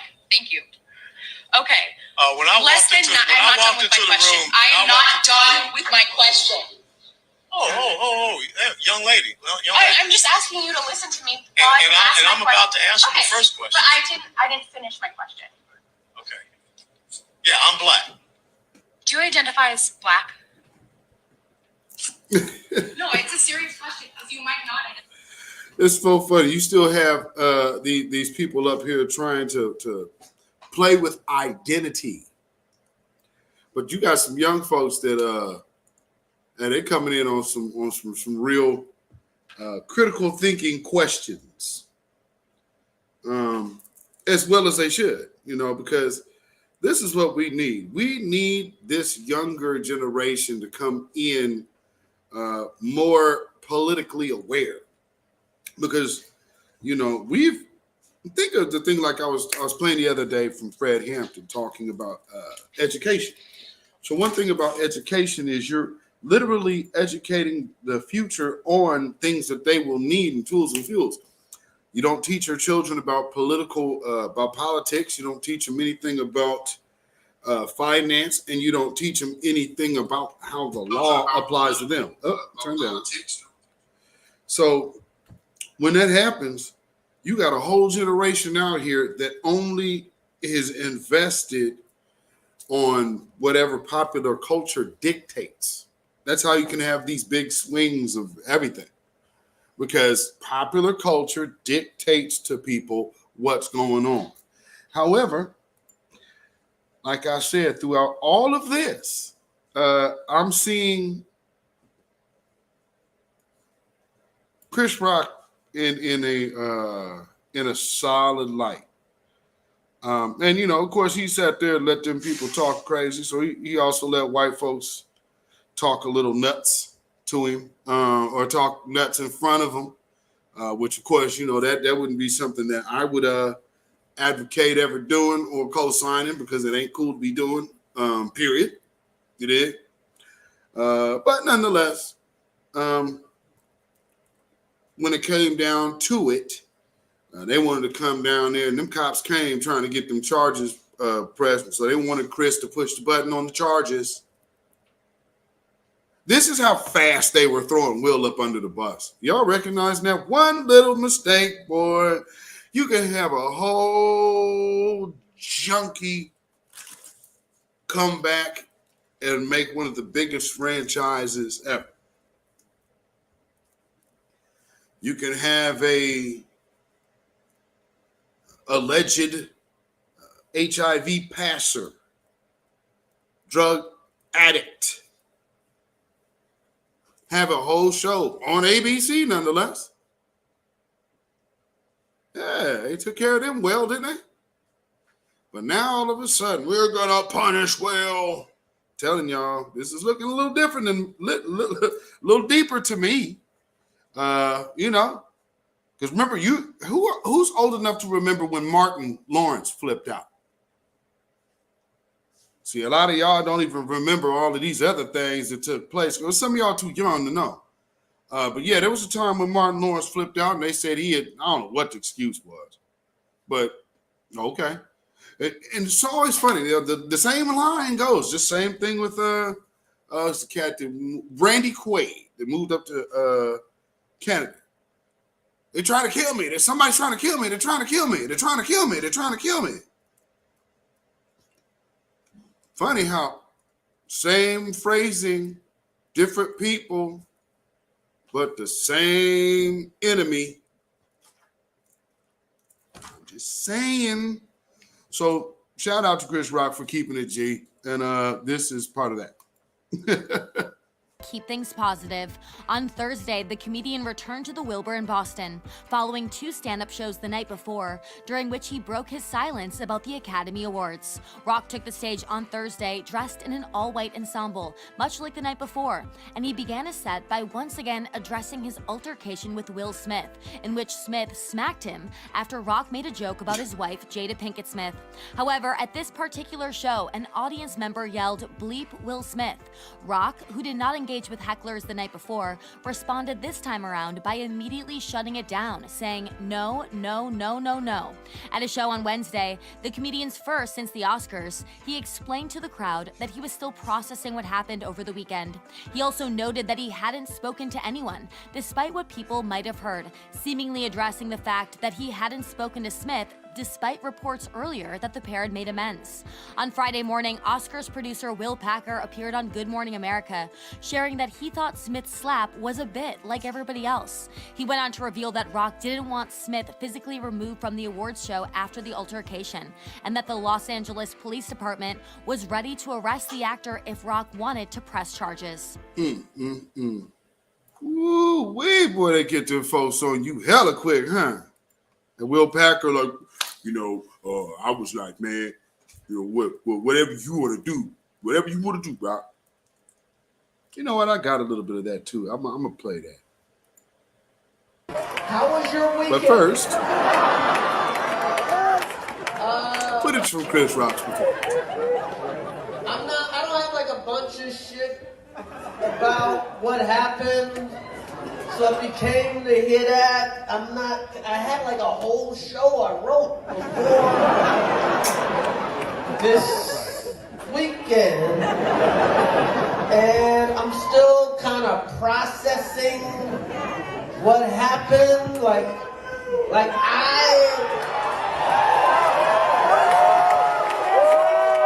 So at some point I'll talk about that shit.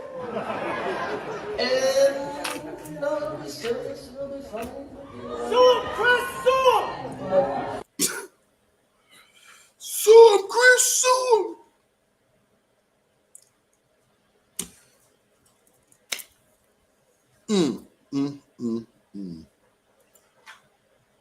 I wonder how many of these people, like Will Packer, have benefited from their relationship with Will Smith.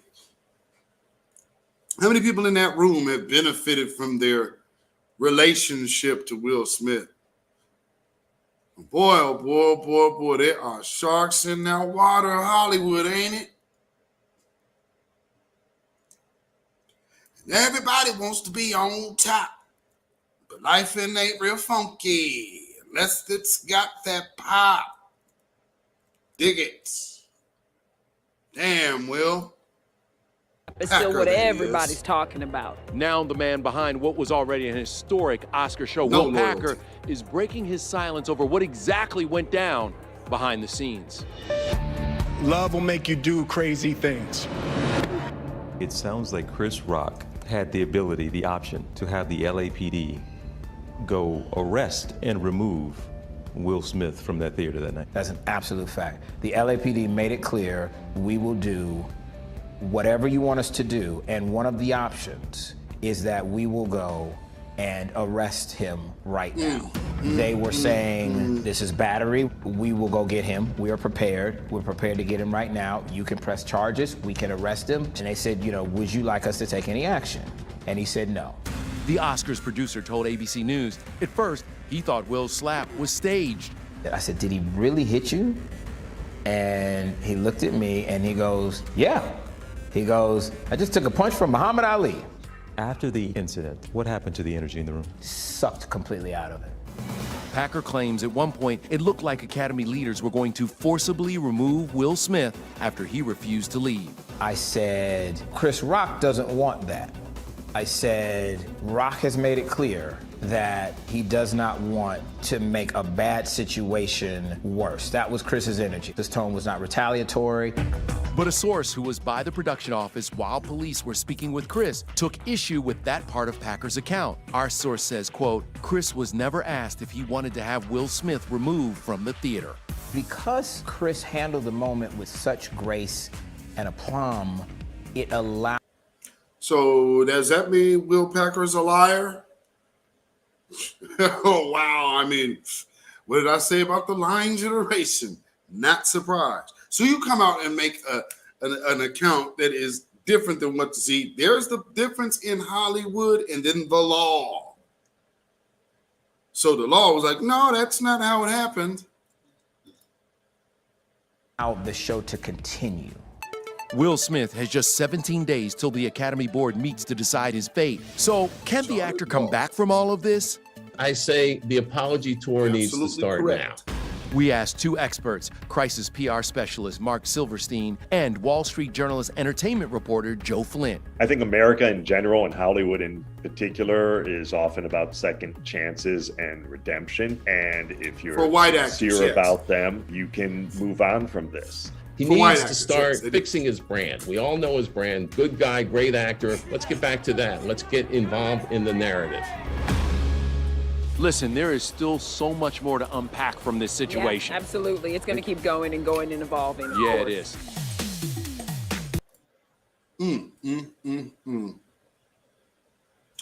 It's just so crazy how fast they threw him under the bus. I mean, like, no hesitation, man. None whatsoever. And that's, you know, I expect it. But like I'm saying, there's a lot of sharks in that water. A lot of sharks in that water. And, man, y'all always got to be mindful that these people ain't your friends. They looking for a come up too. So they use you, get you in there, get in there. And then as soon as they have a platform to talk shit about you, after all of the help that you gave them, you see what they're doing. So quick to throw that man under the bus. If only black people had that energy against Joe Rogan that they got against this man. Why? Because you found a reason to say, let me not support a black man in front of white folk because of this, that, or the other. Yeah, Jada ain't cool. Yeah, Jada is not a respectable human being for doing what she did to her husband publicly. Clearly not. Like I said, for me, that's neither here nor there because that's his choice to keep that and deal with it. So at the end of the day, if that's what he wanted to do, I don't look at that situation as him defending her honor or any, because she doesn't have it.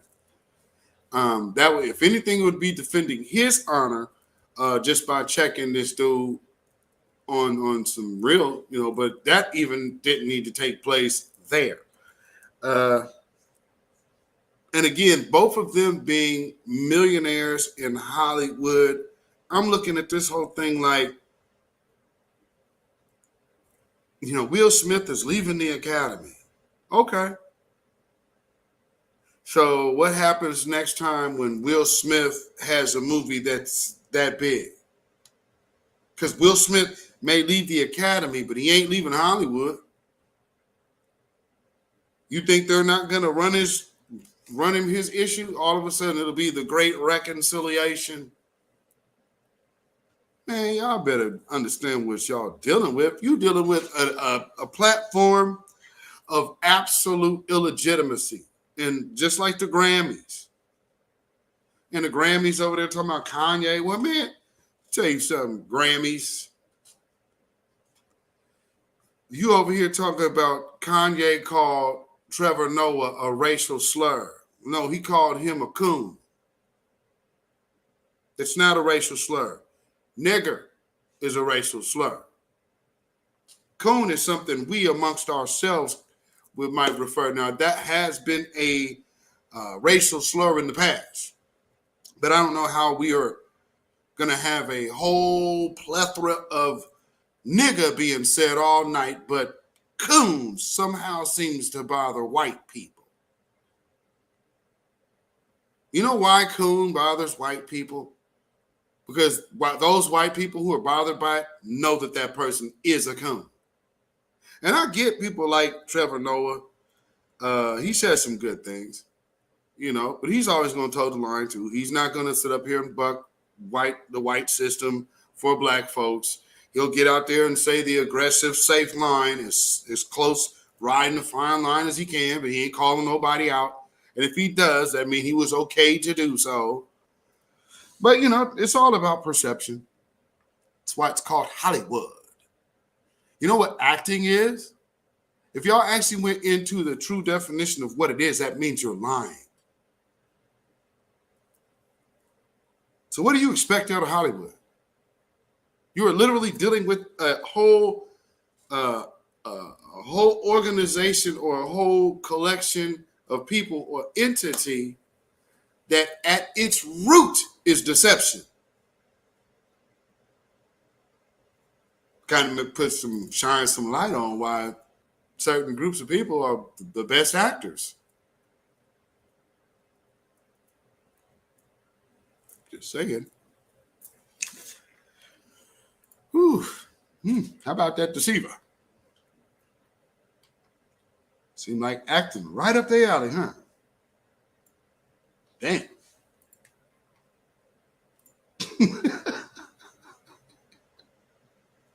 I never forget it. Teach your man how to squabble. Get that trigger next time, nigga.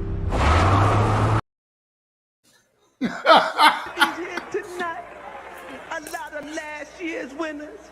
We got the Backstreet Boys, NSYNC, Britney Spears. Boy, it looks like White Team 99 up in this bitch. Britney Spears got her new album out, her new song. Oops, I did it again. Oops, she did it again. She did it again, y'all. What the did you do the first time? What else is up? We got Eve. My bad. That's Cisco. We got a little bit of Destiny's Child. Yikes.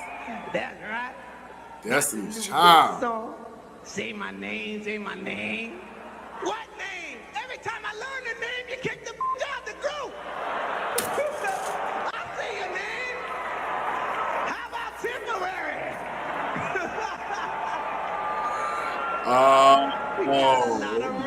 Lord. That's right. Jay-Z, Jigga, the Jigga Man. Jigga what? Jigga who? Jigga in the club, that's who. And how could you mention Young that Eminem without talking about my man P. Diddy? P. Diddy, Sean John, Sean Puppet. P. Diddy. He up there with J-Lo. Got in some trouble. Went out and hired. Look how old this is. Actually, you didn't hire Johnny Cochran. Oh, no, they're not there together. Defense team. That's right.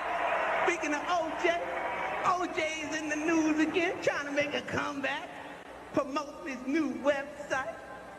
OJ with a website? What the is going on? And you know the address? www.//youain'tdeadyet.com. Uh-oh, prophetic. Oh. Oh. Wow, imagine that.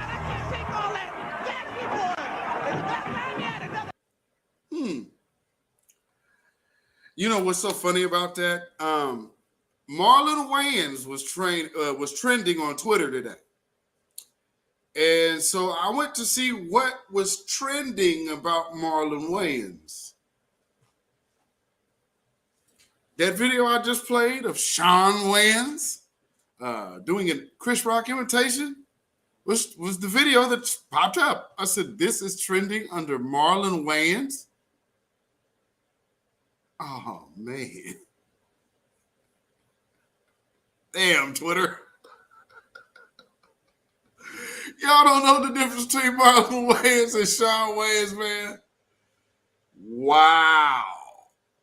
I mean, you talk about one big Negro. Jeez, Twitter fell.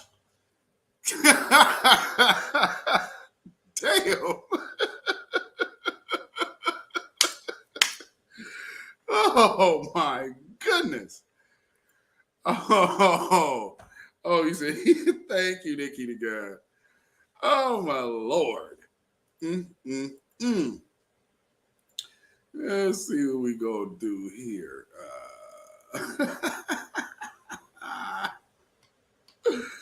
Oh, man. You know, it's so funny, too, with the with that other story I mentioned, the stripper lady from Flash Dancers.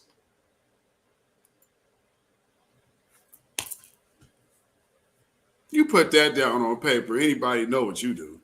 So, where do you work? Oh, I work at Flash Dancers.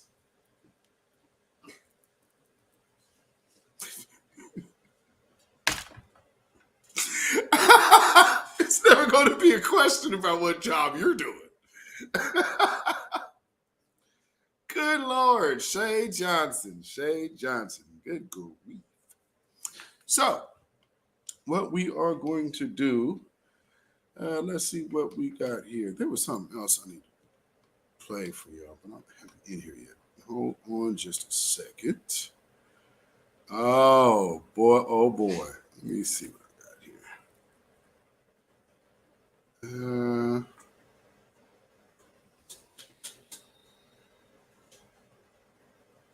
Okay. Okay, I did get that. So the oh,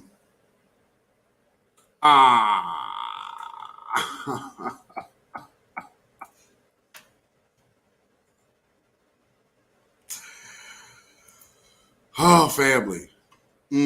I gotta show you this.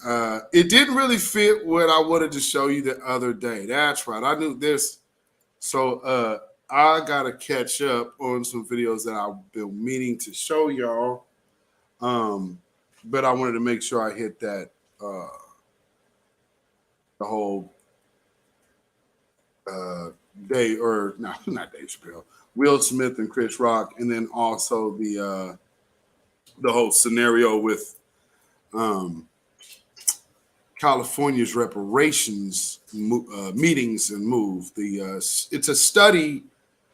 It's a study to get to a point to start administering something. So it's not just a study. That's why these white supremacists out here are so damn mad. Because this is a study to come to a conclusion of a solution. And so they're starting now just with who can get this. And then they're going to bring the whole proposal to the masses of, I guess, the state, the governor and Congress or whatever of the state, and then they'll go forward. So realistically, this whole process should not be taking too long when it's all said and done. But you know how folks is, so they like to string Negroes along because they had all kind of people over there trying to change the conversation. That was just nuts. So, okay, so yes, indeed. Here's the first one.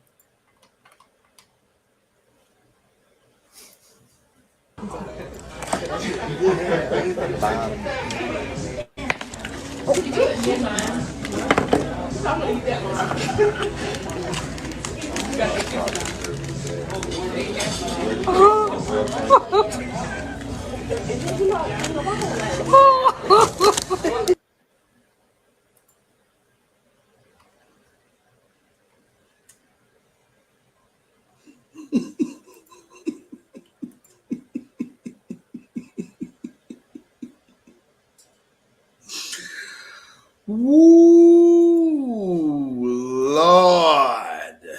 Lord, Lord, Lord, Lord, Lord. You want to see that one again, huh? Oh, whoa, whoa. We're trying to eat cute, go wrong. All the Applebee's.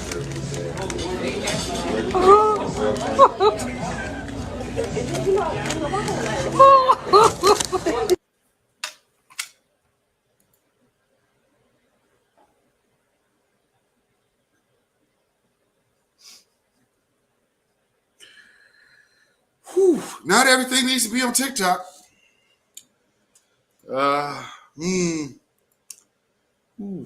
Oh, poor thing.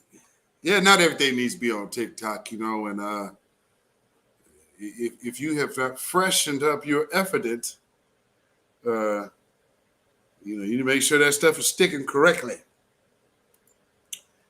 She's just up there trying to eat all cute. The whole top rack fell out. Now, what's amazing to me is she actually kept that video up there. That is amazing. Why did you do that? Like, you just, like, you that embarrassed, but you still put that up on TikTok? Eesh. All right, then. So, what's going on here? Okay. Check this out. Let me get that. That needs to be. Okay. This is something else I ran across. This is from, I think it's about last week. So,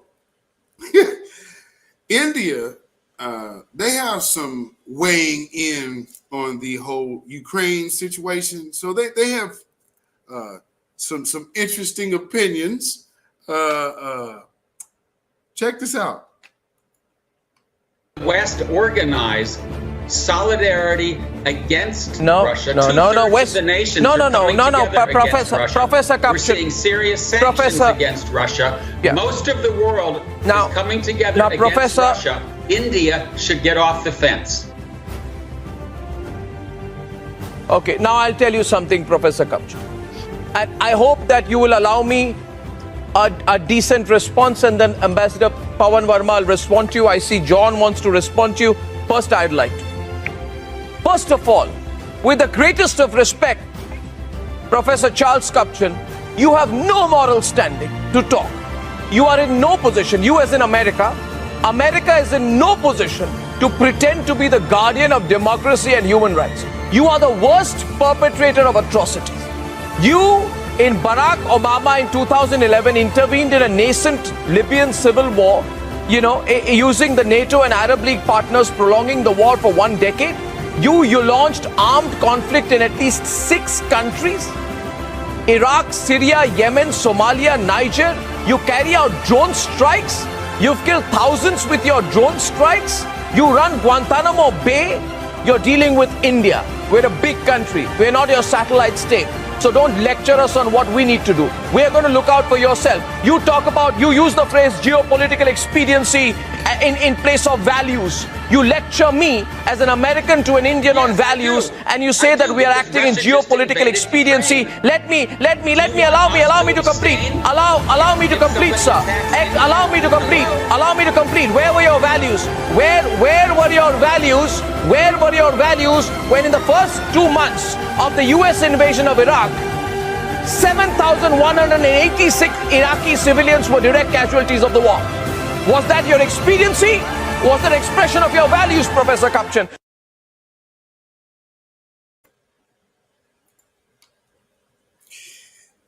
If giving him that work was a person,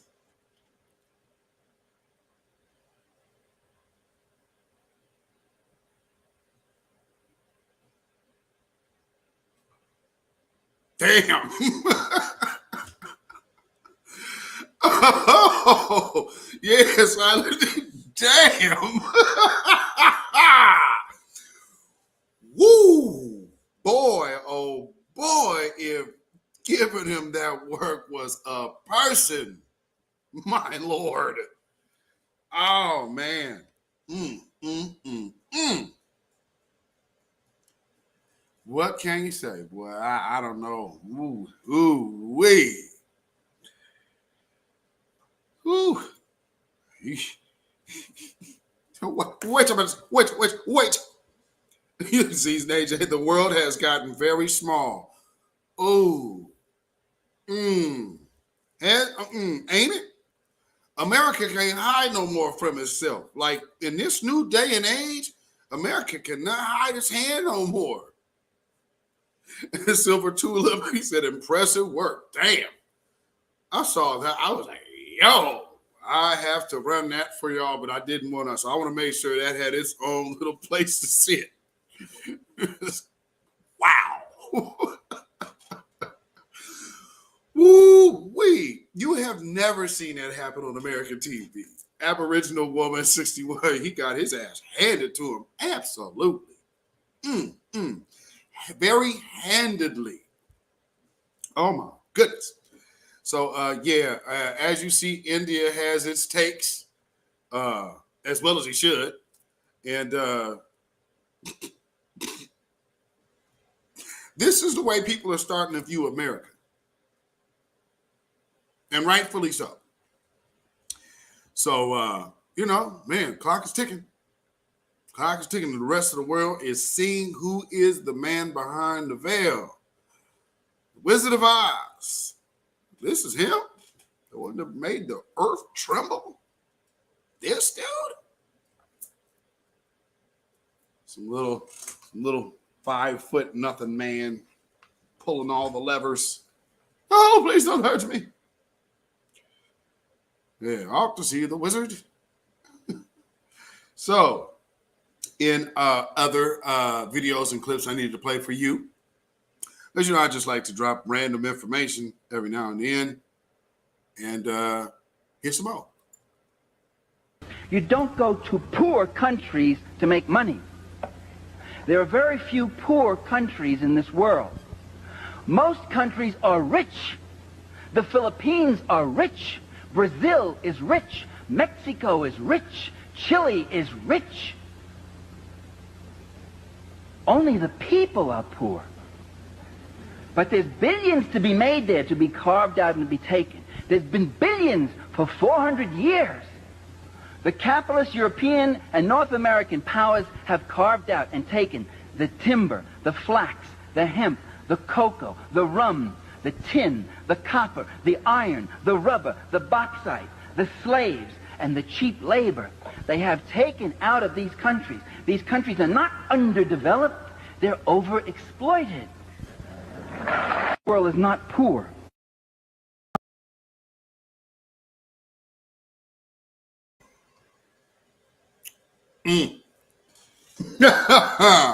You know? So I felt okay. Little tasty tidbit of game right there. We do not invade poor countries. Those countries are rich. It's the people who are poor.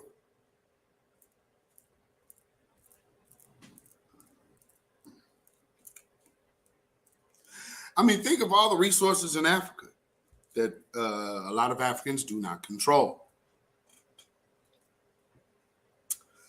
Man, you got a certain kind of being that never stayeth at home. Always got to spread their word or their selves abroad, imposing their philosophies on everyone that they meet. Think like me or else we'll blow you off the face of the earth. Oh, he's a tyrant. He won't let his people do this. He won't let his people do that. And the very first thing that happens in the American media is what they can and cannot report on. Sounds like communism to me. You're just using fancy words. calling it capitalism. This place ain't no capitalist country. This ain't capitalism. As much as y'all like to call it so, it's not. How the hell can you have capitalism when all of y'all work for one company? Oh, that's right. You guys still believe that America's a country and not a company. Oh boy. Really? What's the origin of it?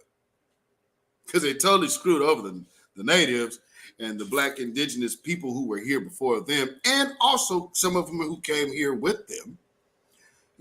So if y'all get into these conversations with these people talking about, oh, this, that, and I don't understand the lineage conversation, blah, blah, blah.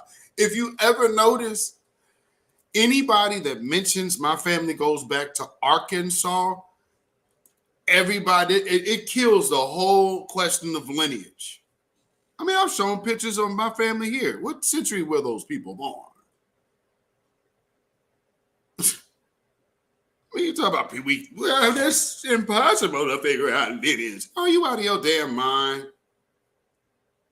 I showed pictures on this broadcast of people who were not born in 1990 or 1900 anything. They got an 18 in front of their birthday. And that's the year, 18 something. So I mean, these are the ways into which, unfortunately, we have been cursed to be up under. And Zene J said, Babylon is falling apart from within. Absolutely so. And when you witness such shitfalls like that, don't hesitate to get your step on. You can celebrate. You know what I'm saying? Don't ever hesitate to get your little two-step on. You dig? It's all good, you can go ahead and celebrate good times. Come on.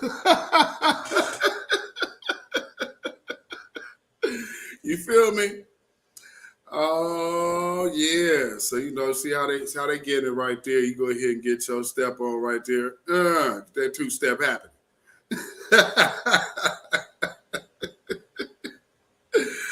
Oh Lord, they getting it, ain't they?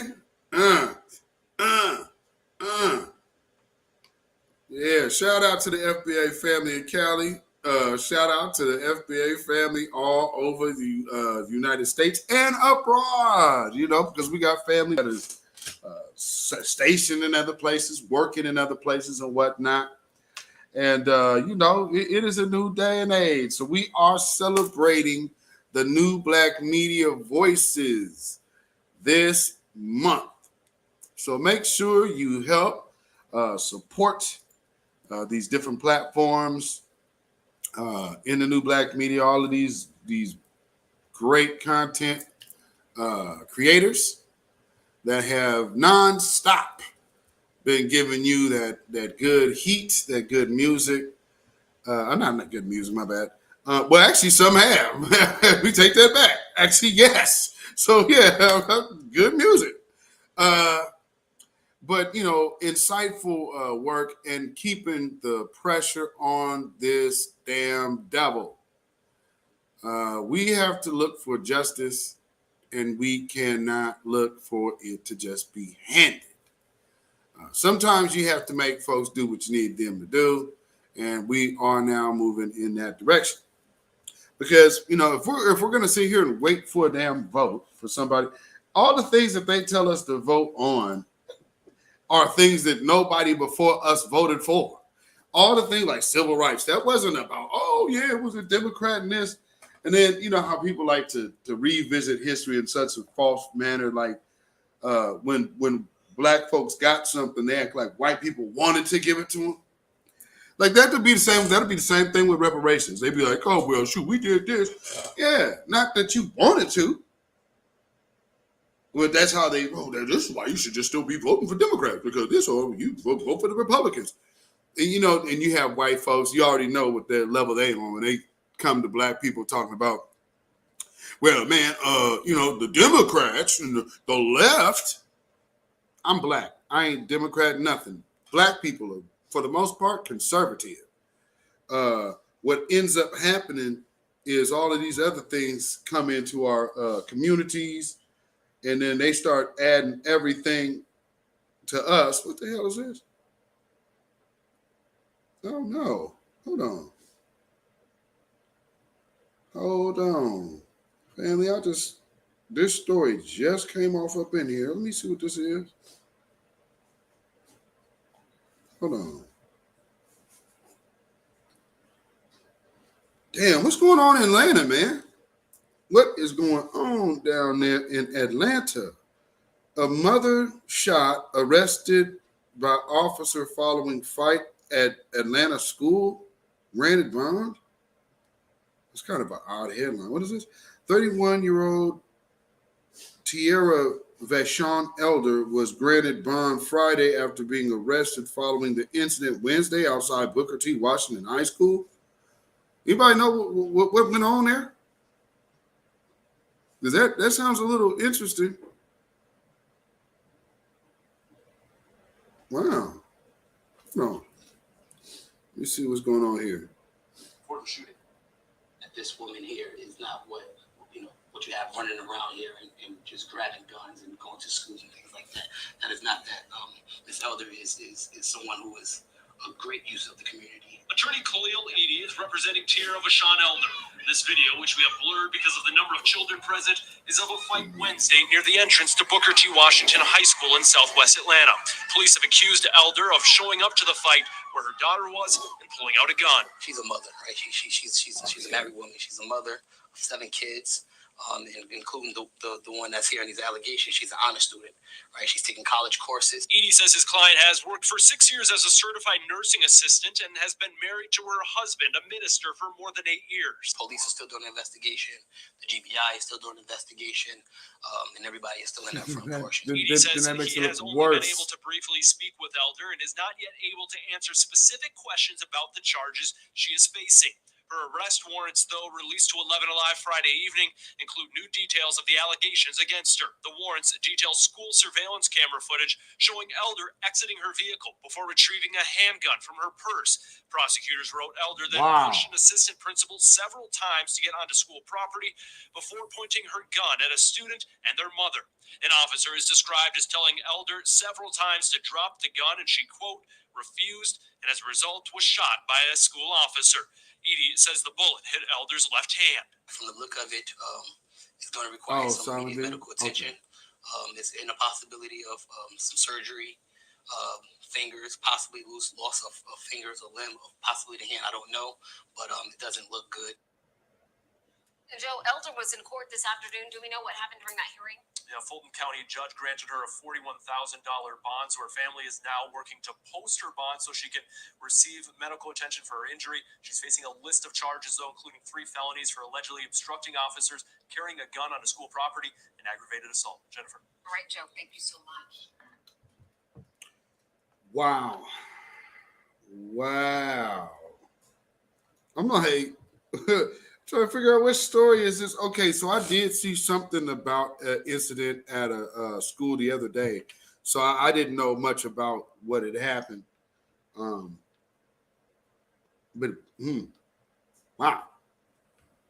Oh, what a story. So, okay, so, damn. What a week. What a week. So we have a whole mother who's married to a minister going up to is this a middle school? A middle school? Is that what I'm understanding?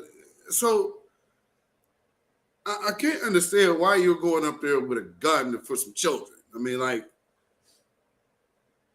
number one, kids fight. That's part of life. That's part of growing up. And kids fight their own battles. Now, if you have another parent coming up there to bully a kid, it seemed to me like at this level in the game, there should have been some cooler heads prevailing. But it sounds like an episode of Love and Hip Hop.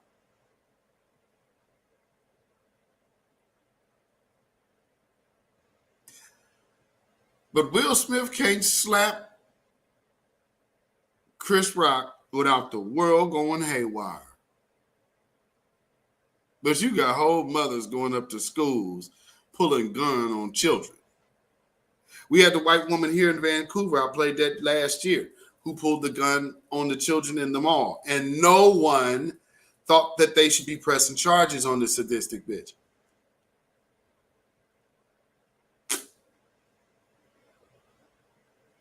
But they got this black woman, got our ass real quick. Yeah, you go ahead and come on with us, sister. Yeah, we got this nice cozy cell for you. About to damn blow your damn hand or like so her hand, she probably gonna end up an amputee behind this. So now not only do you have charges, but now you're gonna be disfigured and traumatized from being shot.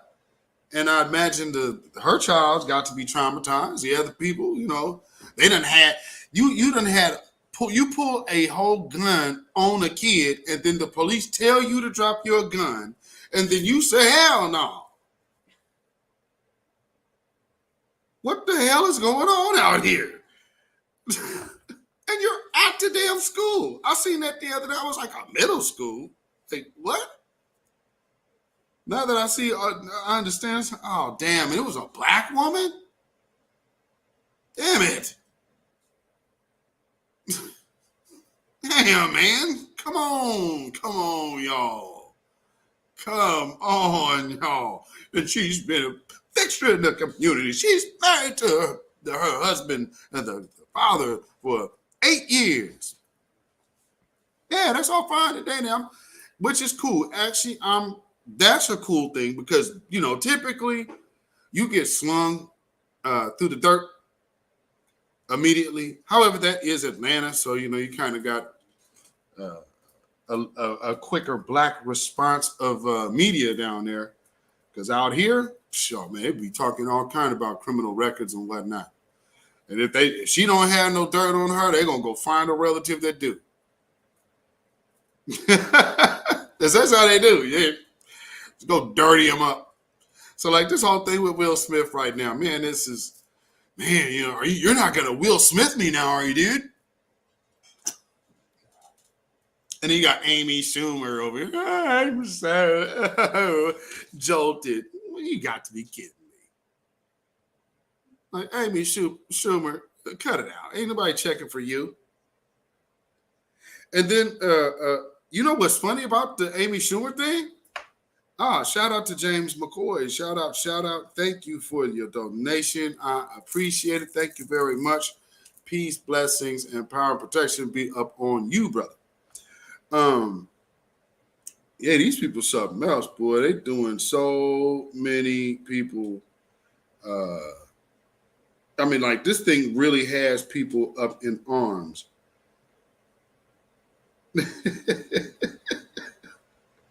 Drink machine stupid. He said, he said, Chris Rock's lawyers are doing the Birdman hand rub right now.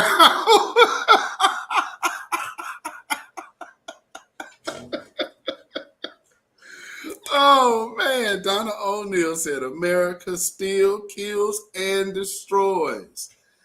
The great Satan. Absolutely. Bugatti said, excuse me. But if she had been a Karen, she would have been well within her rights, even though she ended up with, getting shot. Absolutely. You already know. Bugatti said, Amy Schumer ain't made a movie in about 4 years since Wreck. Damn. She been.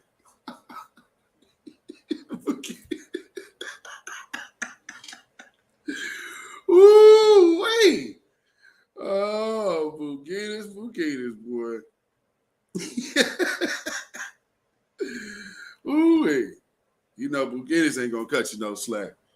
Yeah, Bugattis is not gonna cut the Karens no slack. You finna get all the smoke. Oh, Lordy. So you know what? in celebration of the family, we will play some. We're gonna play a couple tunes here. You dig? Let's get some empowerment music cracking. And first, before I do, I got to play that brother again.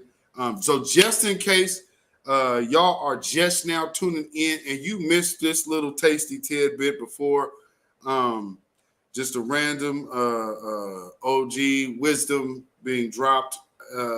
Like I said earlier, realistically and honestly, do not judge a book by the cover, because you might very well end up being made to look like the fool.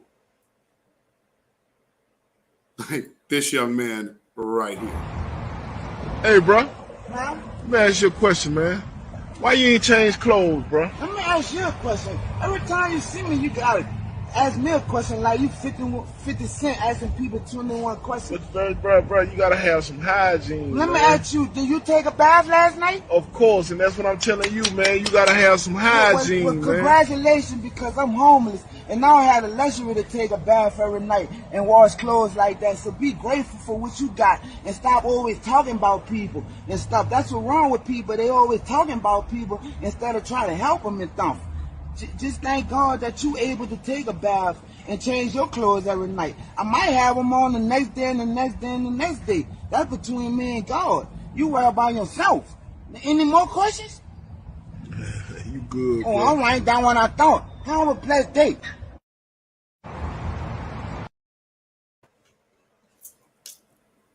Man, I might have to keep that, because I'm like, when I heard that, I was like, oh yeah, you might make the road. Y'all think this way I have to make the consistent rotation, because like, man, gems being dropped, you got to be mindful just to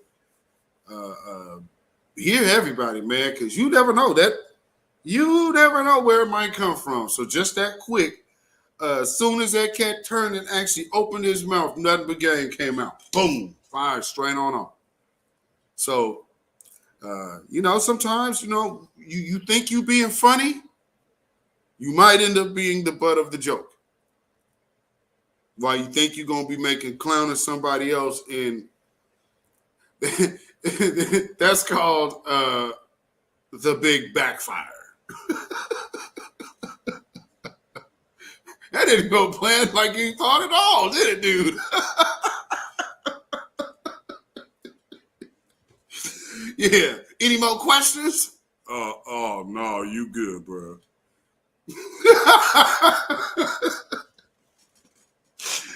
Ooh wee! He came up with a big old bucket of water and put it all over his little campfire, didn't he? See the smoke? Oh no, you good, bro. That's what your ass get. So yeah, I might have to keep that in rotation, because that is super powerful. And like I'm telling y'all, didn't even see, you couldn't even tell what was coming when I started playing that, did you? Woo-wee. Got to be more careful. Thought you was gonna run up and clown that old man. Oh, yeah, I'm gonna go up here and run up and clown the whole homeless dude. Ooh, did that go left quick? Lord. So shout out to that brother, whoever he is. Maybe, may the Lord shine a blessing on him and get him off that street. Because, like he said, that's just between him and God. So who knows what his scenario or situation is. May the Lord keep a hand of protection on that brother. Because obviously he got something to say. You did? Man. Juggy Daddy said, tell the truth and shame the devil. We appreciate you. I know that's right. So let me see where I want to go next. Where I want to go. Oh, man, I got to remember to play this at the beginning of the broadcast, but nonetheless, a matter of fact, and I'm going to have Brother Marcel on this broadcast soon. As you see, he's been making the rounds of New Black Media. And so Yeah, he will be making his way here.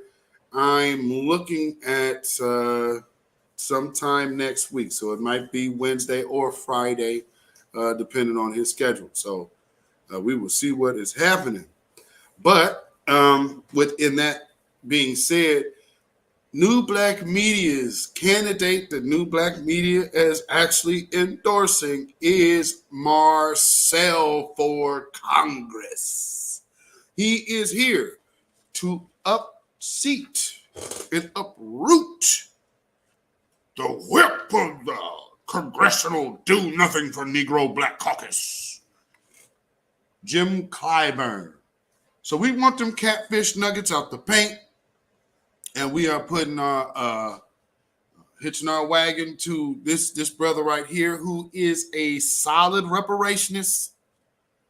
And he, like I said before, I played videos before he even decided to run. And he was just persistent at Clyburn's throat about these reparations. And we absolutely have a candidate who is representing our agenda of reparations. He ain't talking, well, crime and people of color and all of that. He ain't doing all of that. So let's give this brother our support. And let me get that banner off here so it's not running in this commercial. So again, Marcel for Congress. Shout out to that brother. What you are looking at is a monument to Wade Hampton. Wade Hampton was one of the largest enslavers in the state of South Carolina, which was one of the largest slave-holding states. And yet, here on the Capitol grounds, there is a monument to him. If South Carolina wants to recognize and remember this period of history, then it is incumbent upon South Carolina and the United States as a whole to repair the damage that has come from this period in history. At the end of the Civil War, Black Americans who are descendants of American slaves, legislatively called freemen, were supposed to receive their 40 acres in a mule, and that never happened. Instead, they saw their black Wall Streets burnt to the ground. They experienced Jim Crow, they experienced redlining, which robbed them of billions in dollars of wealth. In order for America to heal, Black America has to be repaired. I am running to repair Black America because until we all stand, we all have fallen.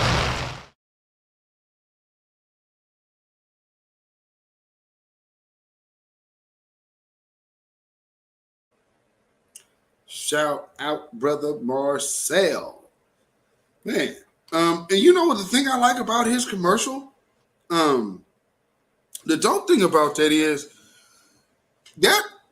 like just that little, who does campaign ads that actually give you a history lesson of Black folk? Has anybody ever seen anyone do that? Like, and that's put together like that. I've never seen that before. Only person I know to ever do that. To actually put Black history and American history in a campaign ad.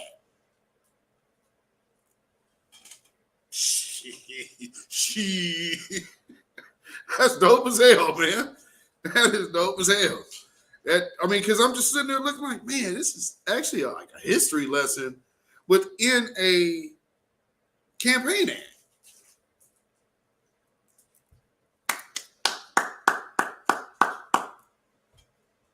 Bravo, man. See, there's the difference. And a real person actually caring about something and giving a damn versus sitting back in a chair, let me smoke this blunt, because our biggest worries of Black community is smoking weed. Oh, yeah. Now, I know all of you guys on the West Coast don't really give a crap because it's the West Coast and everything's legal out there. But hey, yeah, man, vote for me. Hey, Roland Martin, won't you come on down and get these people to register me to vote?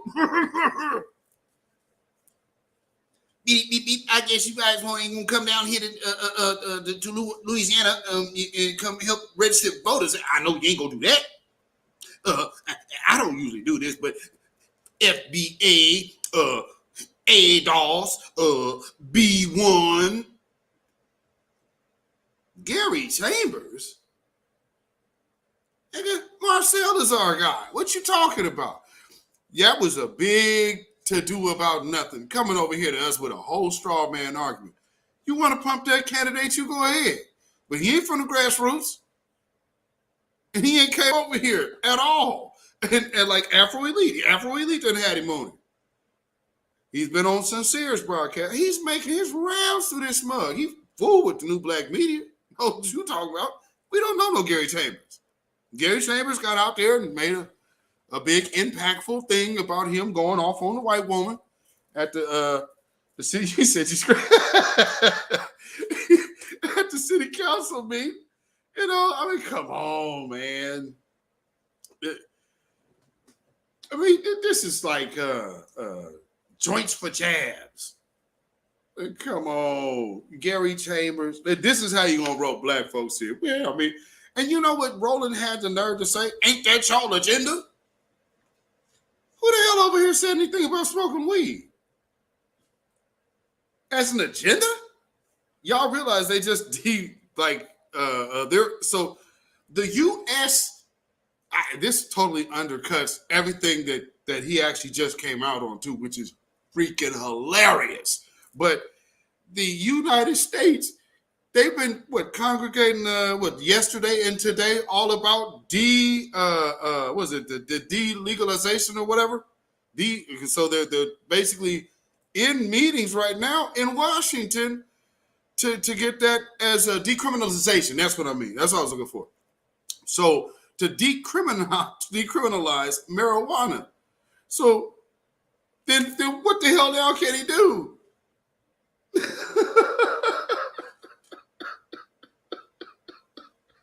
If Stuck Like Chuck was a person, God, whew. Boy, oh boy, maybe reparations might have been your safer bet there, Gary. But you know, hey man, you know, we could smell a Clinton night. We could smell you coming, Gary. I know I do. I would always call out that. I know the sign and the look of everyone who's gonna come out of that factory. But okay. Then you start finding out who's taking money let down the road. It's like, yeah, I know who paid. Hell, this ain't news to me. Like I said, I got a cousin that makes movies. You know good and damn well. All these tote the line ass niggas. You know. It is. They know exactly what they part of and what they can and can't do. It's like, yeah, I ain't bound by that. I will tell you this, though. The messages don't come from strangers. When people don't like what you say. No, that's one thing I learned a long time ago. No, there'll always be somebody you know. Always be somebody you know. Hey, well, you know, you might be upsetting certain people by saying certain things. Well, here's one thing for certain. I've never met Barry Santoro, but I just know of him, and I know of his history. So, I mean, shit. It's not like it was never able to be found. You know what I mean? So, and all that then came out, and even more so. Matter of fact, though, did Oprah ever get her ankle monitor off? That's neither here nor there. What am I talking about? So anyway, how about that music?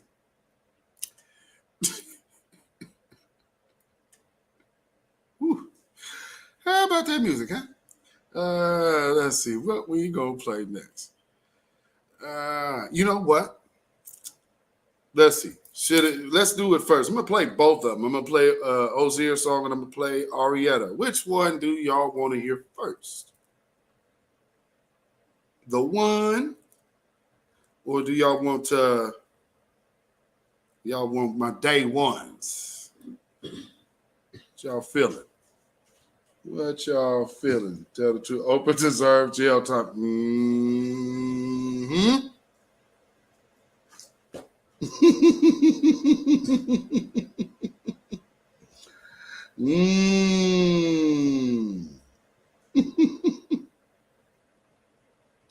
y'all laugh because weed from the government.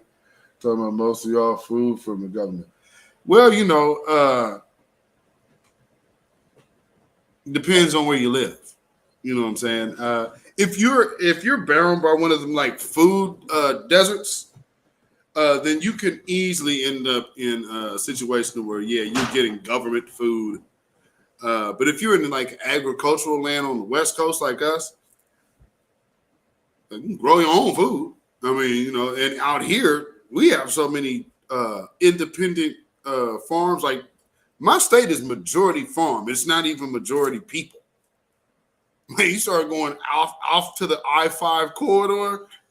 Man, if y'all look at this place on a like one of them satellite maps, man, you see fields the size of God knows where. That's what most of Oregon is. Self-contained. All your black Angus and all that shit, that comes from here. All your steelhead fish, your rockfish. You guys are in the rockfish, which is a river snapper. So I don't know. It just really depends on where you at. But so yes, typically speaking, your food will definitely be government regulated by some form and manner. However, when you're talking about a brand new industry, basically just consider it this way. If you're already ingesting poison, does it help you to ingest more new poison? So work with that common sense. Never just because you can kind of overthink it too much. So that, we're gonna buy stuff because you are a product of this company called America. Well, no, the country is America. The company is called the United States of America, to which you are bound by. So these are things that you should be knowing. But like we want Babylon to fall around here, we know some of y'all cannot see this go to the wayside because you'll be like, oh, no medicine, there'd be no mayonnaise. No medicine, there'd be no mayonnaise. No medicine, there'd be no mayonnaise. Z-Nay-J, ooh, you just told on yourself. You West Coast. So for those of you who don't know about my city, something, a little known fact about Portland, best weed on the planet. You ain't gonna find weed like Portland all the way in Amsterdam. All that shit Snoop Dogg smoke. Put it to you like this. I had a homegirl in high school. And she has some friends coming up to fool with her brother, because like I said, West Coast is different. So we all interconnected all up and down the I-5. So has family members coming up from the Bay, come see their family members. And was like, yeah, come on up here to the, he's like, where you at? We staying over here at the hotel by the mall. So we went over here to the mall and, because you know how people be telling you, hey, man, I know this person. Stop lying, nigga. You don't know them. No, I know them. No, stop lying. You don't know them. No, for real, I know them. Come with me.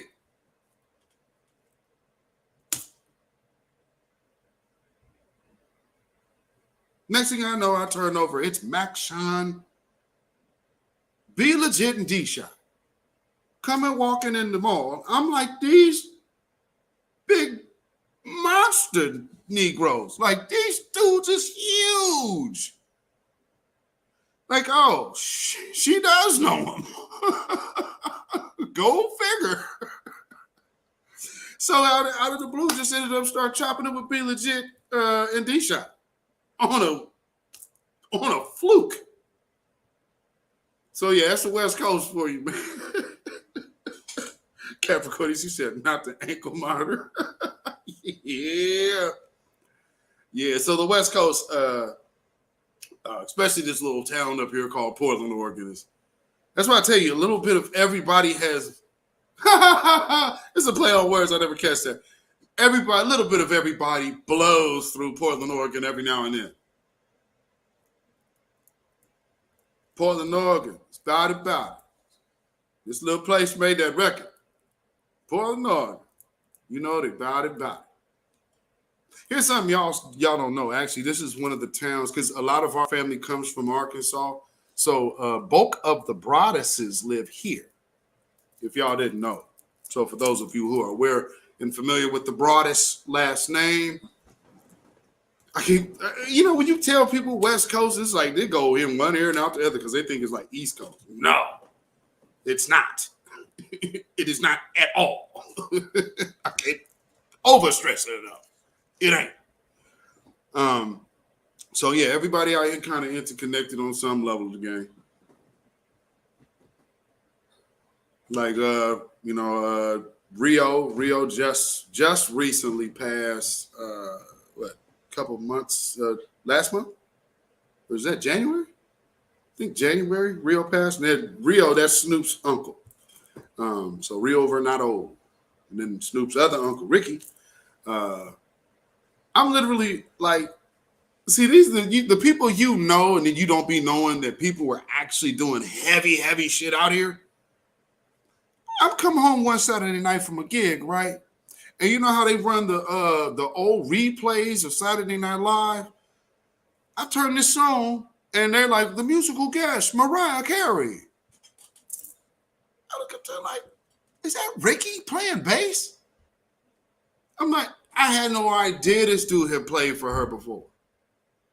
This cat actually has played bass. He used to play bass on the road with Mariah Carey. I'm like, damn. I mean, you never know who's who, man. It be so crazy around here. Met a gang of celebrities in Southern Cali on a fluke. Oh, man. Southern Cali? You'll be at a gas station running into somebody down there, man. It's totally different. Totally different. Absolutely. Rolling down the street, smoking in, don't messed my Texas mind up. Oh, you came out here and stayed.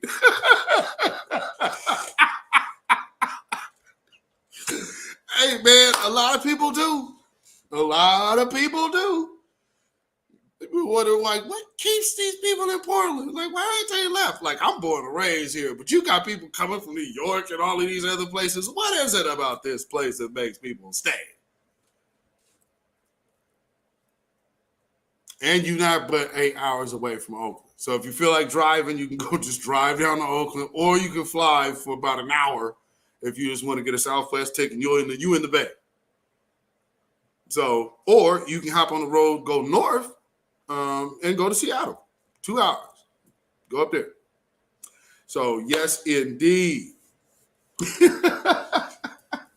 So let me go ahead and let's go ahead and kick off some music for some celebratory festivities here. Dedicating this, to all of y'all New Black Media, Grassroots, B1 family.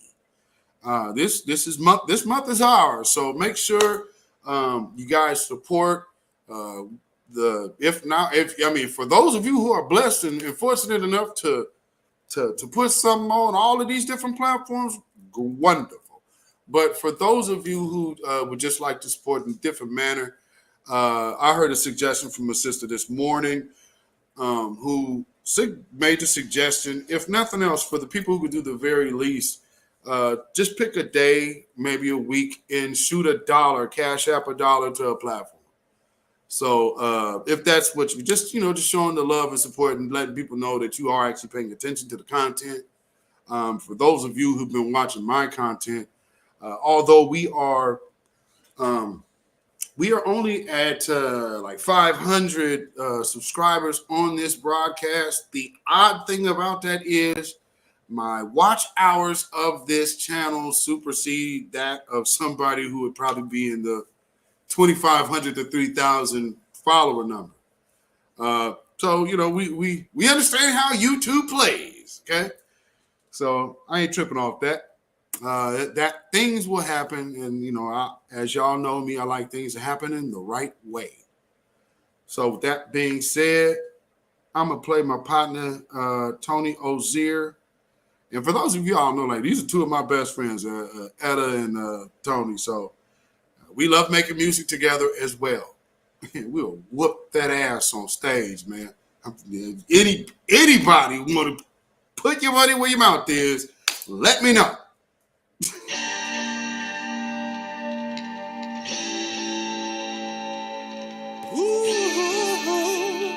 I think we need to talk about some things are going on in my community, yeah. Ooh, now back in the days, a nigga got touched up when he done fucked up, and it was all good in the hood. You had to earn your respect now. But nowadays, you got bands over here, stands over here, stands over there. That's why I'm down to just a few homies. Oh, this was for my real ones, yeah. This is for my real ones. You know, Ray, this is for my real ones. This is for my real ones, yeah. And always down for life, down for life, down for life,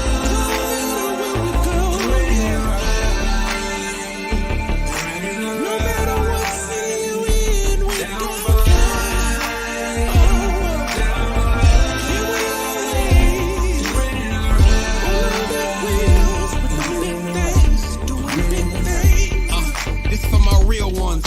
Cause fake niggas, I don't feel none.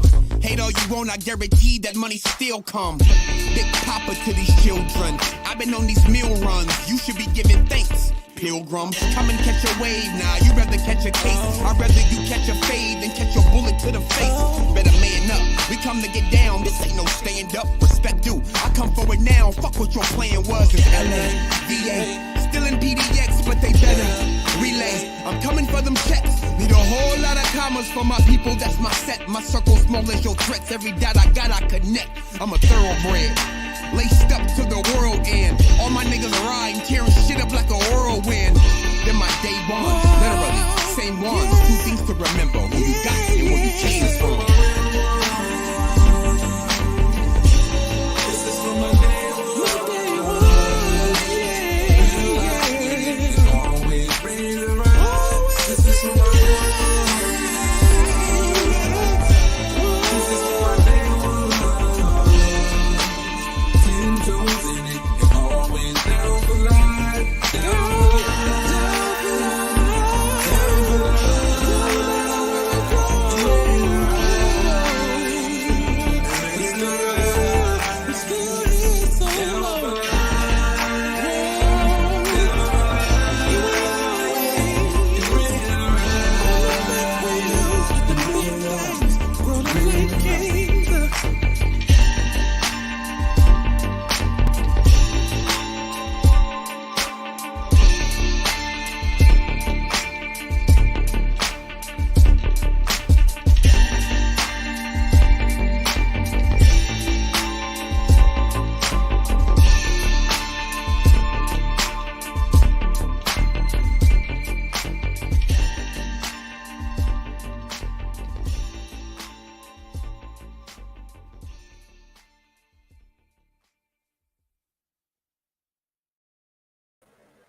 All right. Of course, y'all know that is my boy, Tony Ozier. And next, we are going to play my sister, the one of the other components of this three-headed monster over here we call the doodle funk. You know? And this is Arietta Ward. This song is called The One. And you might find a familiar voice on this song. Who knows? Maybe if you listen good.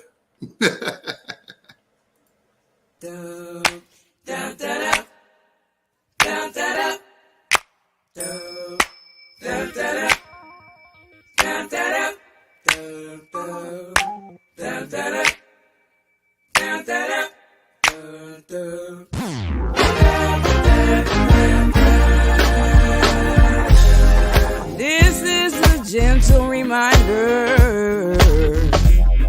of all the things you can do. Only you can shine your hue. Some people tell you what they want you to hear. When they do, it comes through very loud and clear. You have a vision mission in the eye of your mind. As the sage saying goes, seek and nine shall hide. Don't allow unsavory thoughts in your head. Fill it with these fabulous ones instead. Winner, done, joy, promise, triumphantly. This is what I say to thee. Remember, when you walk in your own special gate, you're gonna have the ones they're gonna hate. Look up to the sky and know you shine like the sun. When it gets too busy, just know you can always come back to the one. Come back to the source, yeah.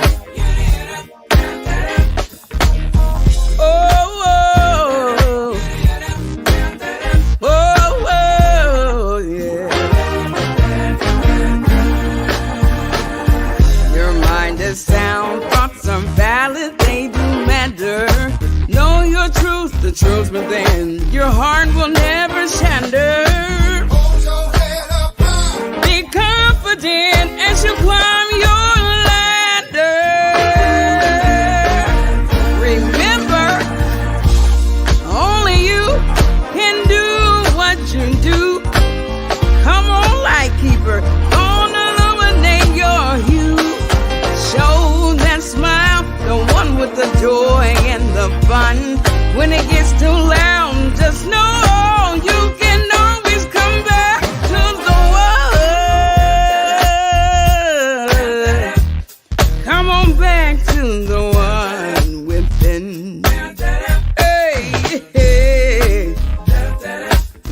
All right, lovely people, it's time to sing along, long, long. Let's walk in thine power. Sing, sing.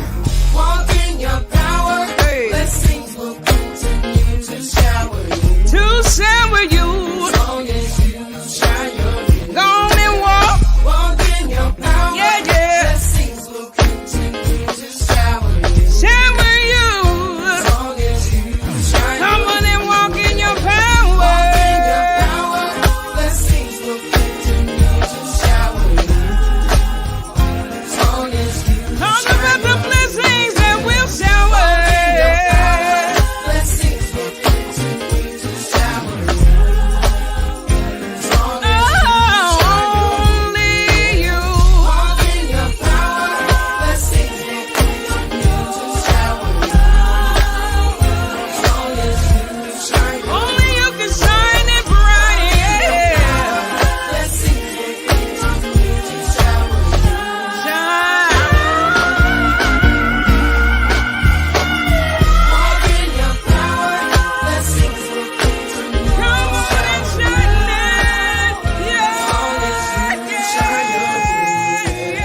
Walk in your power. Blessings will continue to shower you. As long as you shine your hue, yeah. All right, and we are back. shouldn't hit myself through here. Hold on. I'm doing that. So let me get this together here. There is another song I want to play before we get out of here. It's been a while since I played this one. This is off of our Doodle Funk album, Keep the Funk Alive, which actually that song is with Bootsy Collins. So, you know, as the nephews of the funk, it's only appropriate to have the elder statesmen of the funk on our debut record. Make it official. So, with that being said, this is our revolutionary contribution to the record. And mind you, I recorded this in 2010. So listen to what I'm saying at the end. Because this has been me for a very long time. Fight, fight, fight, fight, fight. We gon' run you through the darkness to the light. And we're gonna bring the fire and ignite. Time to put up all your stress and just live right.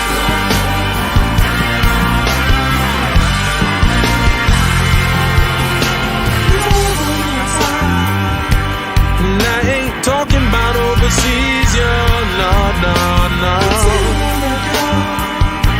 And they don't report it on the news.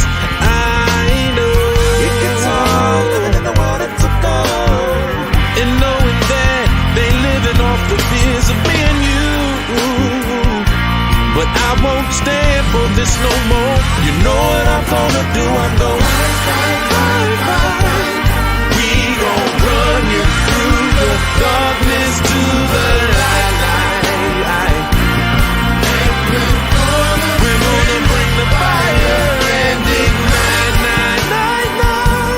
Time to put all your stress and just live life, and just live life, just live your life, yeah. So sick and tired of being sick and tired. You can't find your way, plus your lover's a liar. You give it your all, but you get no higher. For the chance to flex on stage and set the world on fire. The life you lead, are you sowing seeds? I give love out so it comes back to me. The truth is right in front of you. Take a chance to live. Do what you gotta do.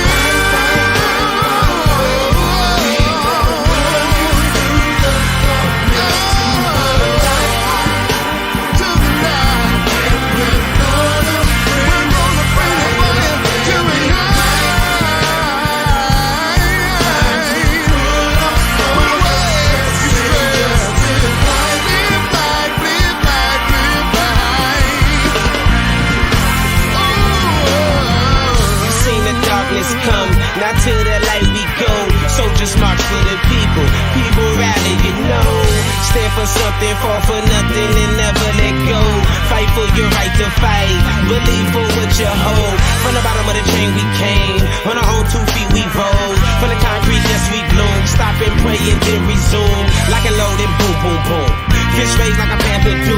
All black down to my roots. Lift a brother up, cut him off that move.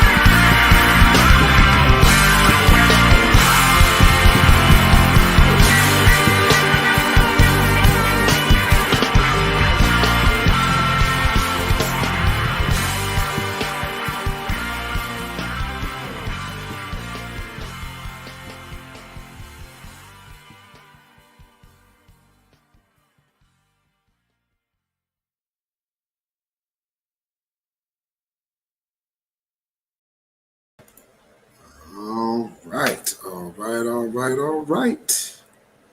We are back. Did you get that last line there? Did y'all catch it?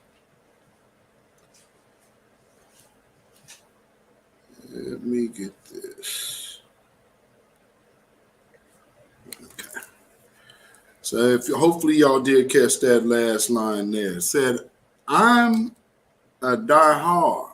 I'm a live free. I'll fight for you if you'll fight for me. And that's the truth. And that's how we get down here at the Beatzilla PDX official show. We are here for the people.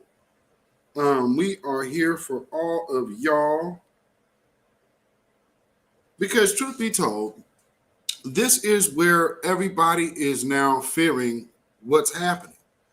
You know that, see, here's something that they tried to pull on this meeting the other day. And they're trying to throw this out there, which is real crazy to me. They're now starting to act like we're somehow white supremacist funded. And they're throwing out these little weird things like about grassroots. It's like, no. Well, it's white supremacy back. So they keep trying to attach what we are to this white supremacy line, which I'm number one, that ain't going to catch because that's absolute bullshit. And we understand that that is something that's coming from the white supremacists themselves. We ain't stupid. I mean, because we ain't never going to be thinking like that. That's nothing that we would do. Let me see how we get this in. Oh, you know what? I'll do this way. Hold on. Bear with me. 1 second. I need to get one more thing in here. Let me see. I'll just get that out. So yes, just hold on with me for 1 second. You know, every time I look in my, I look it up in my studio, I just the thumbnail is just so hilarious. So yeah, I just had to play it again. Teach a man how to squabble. Get that trigger next time, nigga.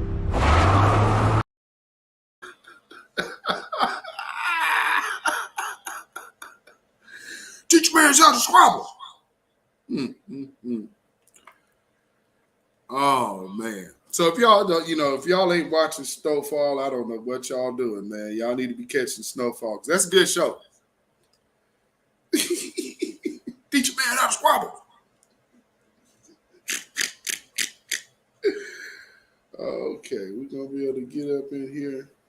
Okay.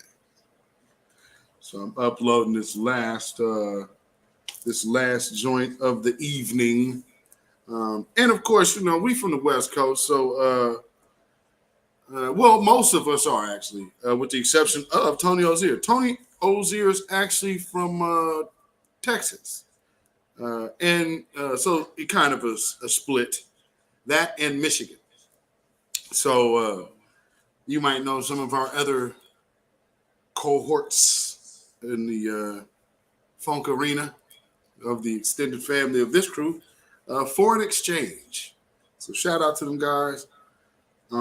Once again, shout out to the New Black Media. Shout out to all of the grassroots participants, everybody from here to Twitter.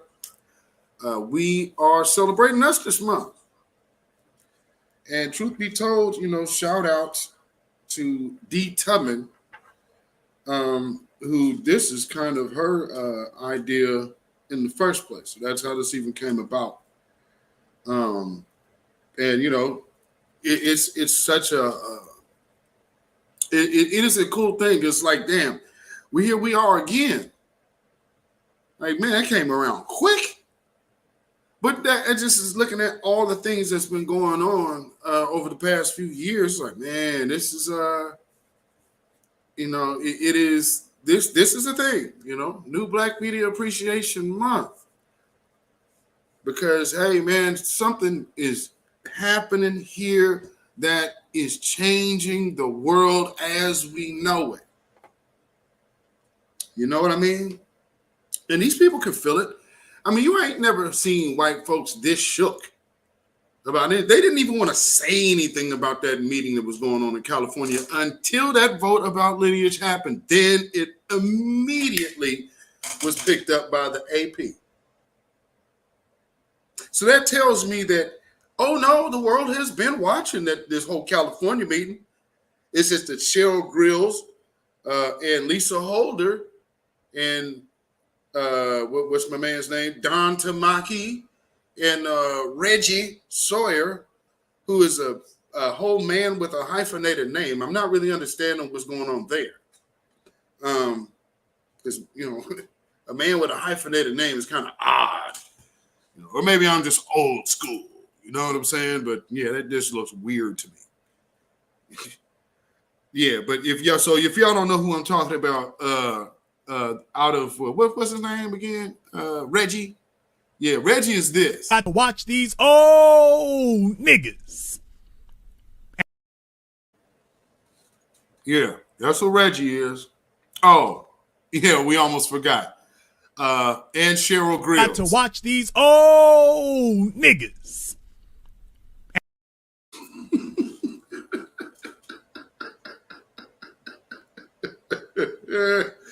Yes, indeed, Silent D. Long overdue.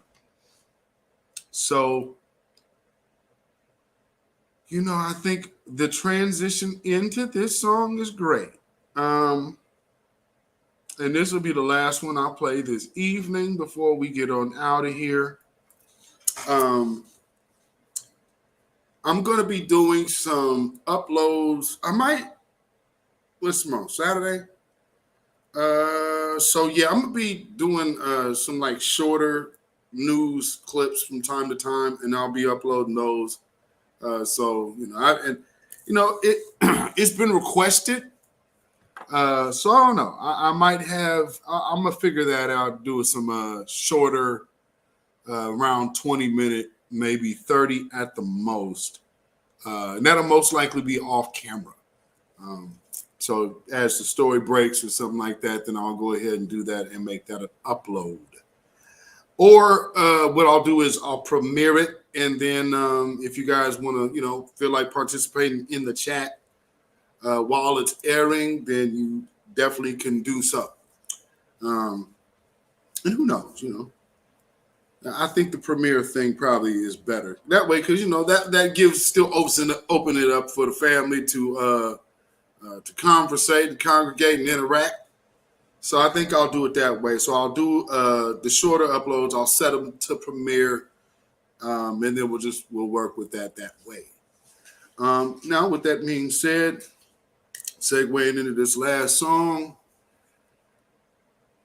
the world has clearly remained in a state of funk, in a bad way. And just like for the music, it's just as for the people. It needs a cure. And if you know anything that I'm going to tell you I'm attached to, like New Black Media, we got what you're looking for. I mean, and I can tell you like this. You are watching it happen.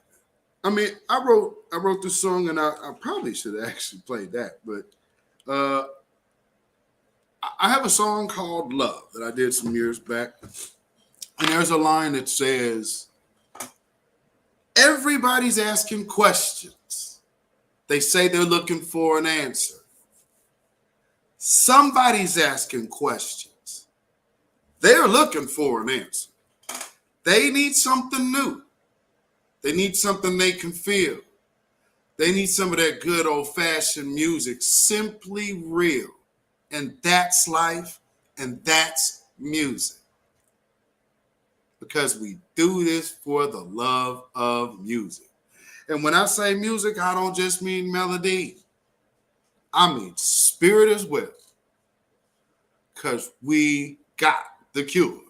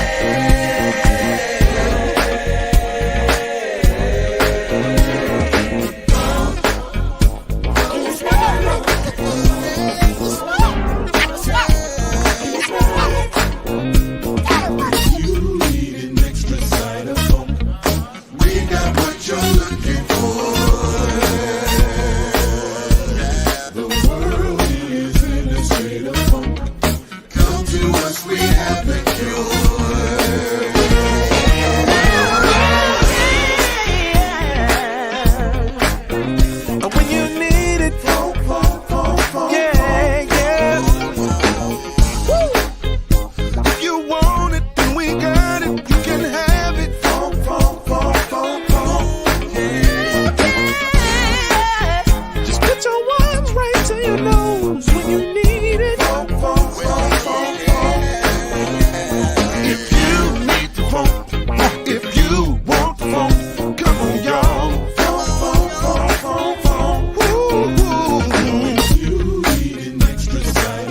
When you need it, we got what you're looking for.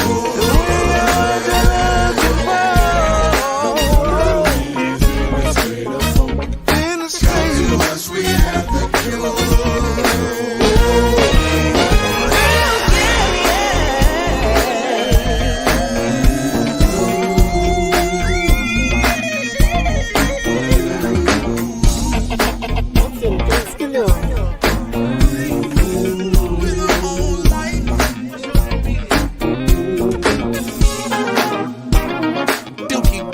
In the building, and we want to thank you for purchasing the Tyrone Hendrix album Rhythm on Life Volume 1.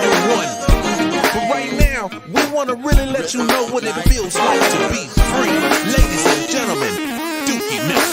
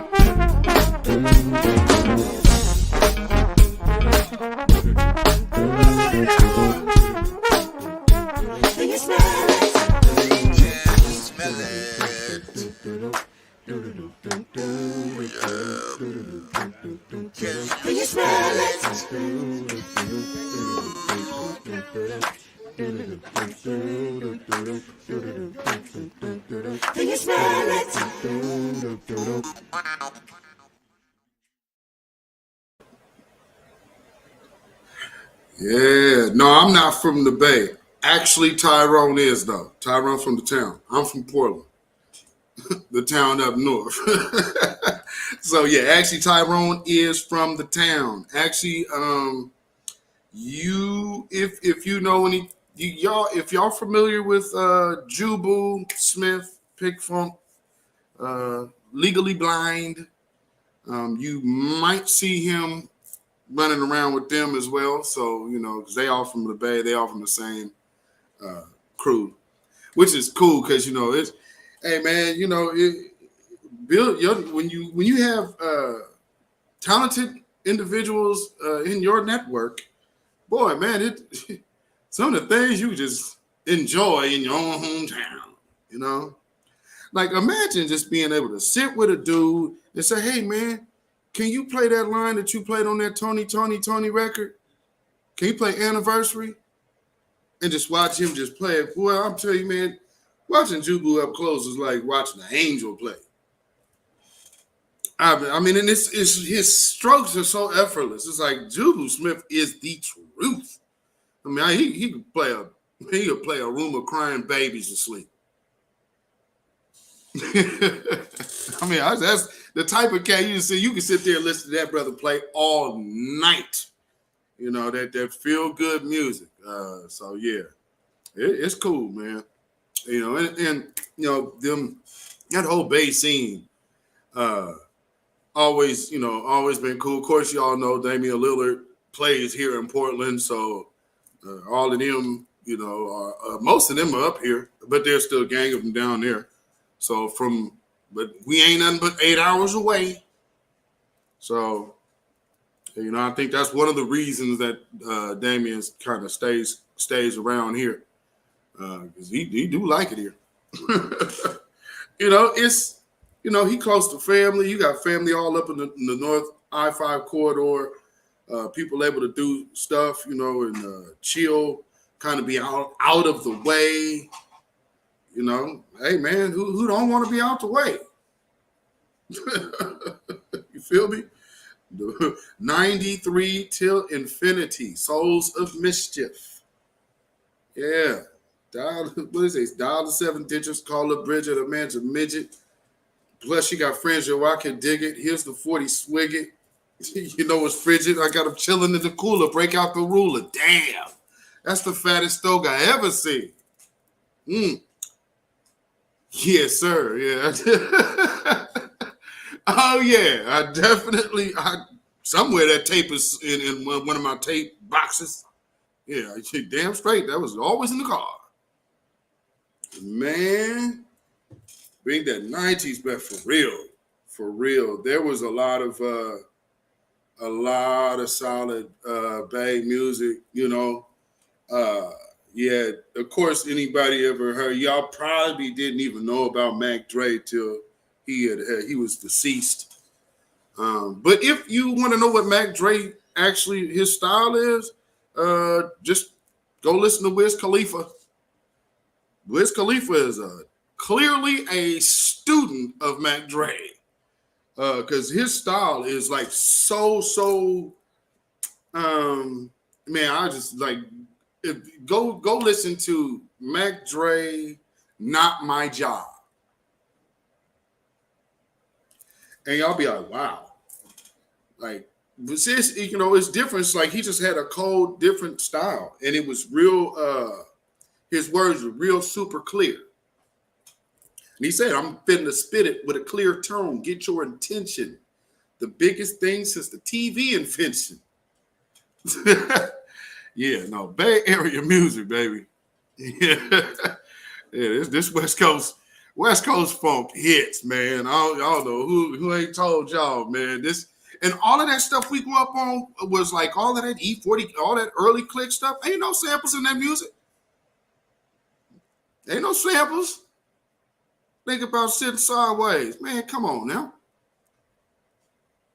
And I ain't talking about Paul Wall, baby. I'm talking about E40 and that Major Way tape. Come on, understand. Mob shit. Yes, I know you know. Check game, no. I'm in an SC400, sitting real low, stick in the flow. Oh, the hoe want me to come scoop her. Take her for a ride in my blue Lex Luthor. But the bitch ain't got no gas, Freddy. So I burn her like fast, Freddy. Hit me on the first when the mail is coming. And maybe we can go to the mall or something. We grew up on that type stuff. Oh, this shit ain't tricking if you got it. Did you hear that line? Hit me on the first when your mail is coming. Maybe we can go to the mall or something. That means the shopping spree on her.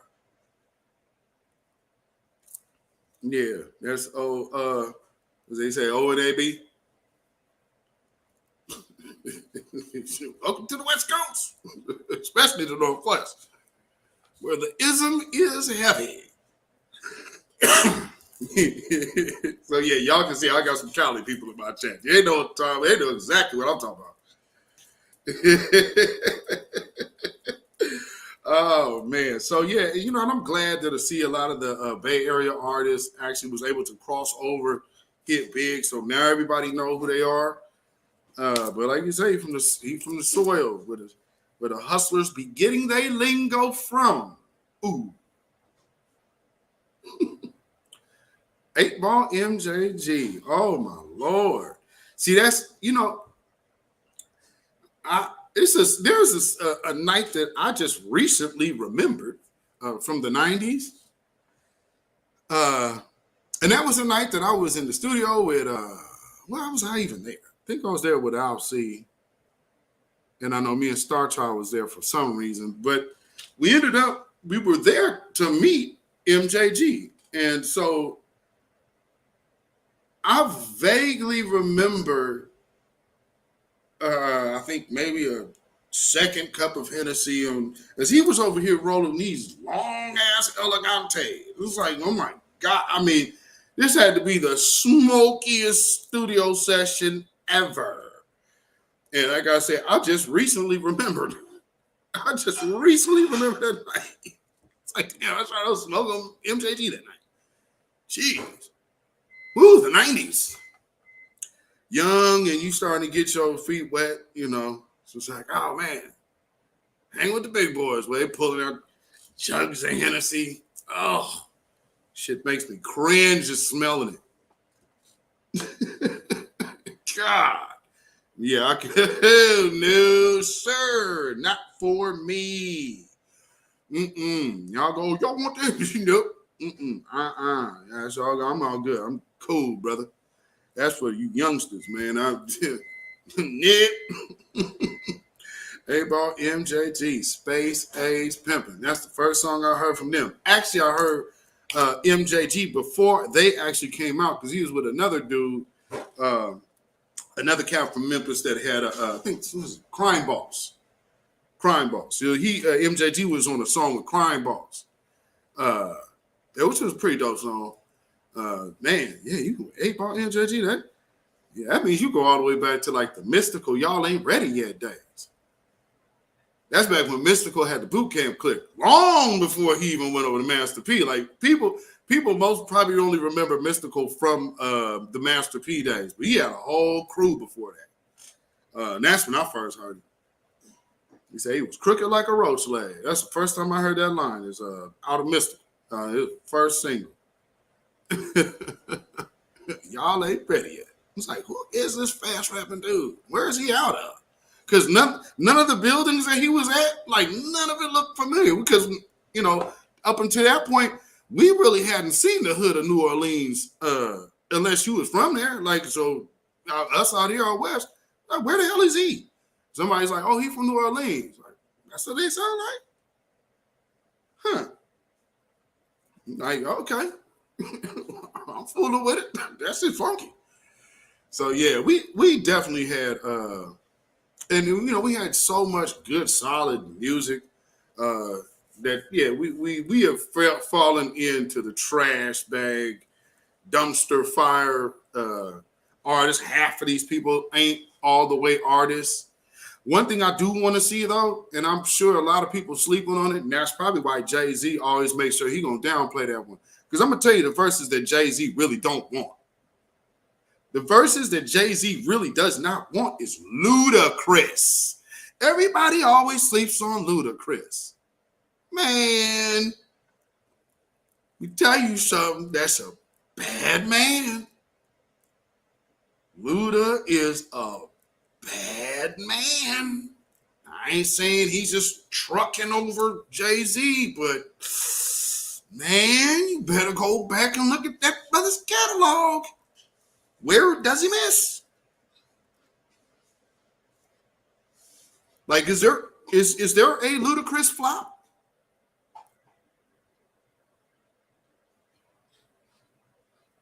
I mean, this dude came out using the bet.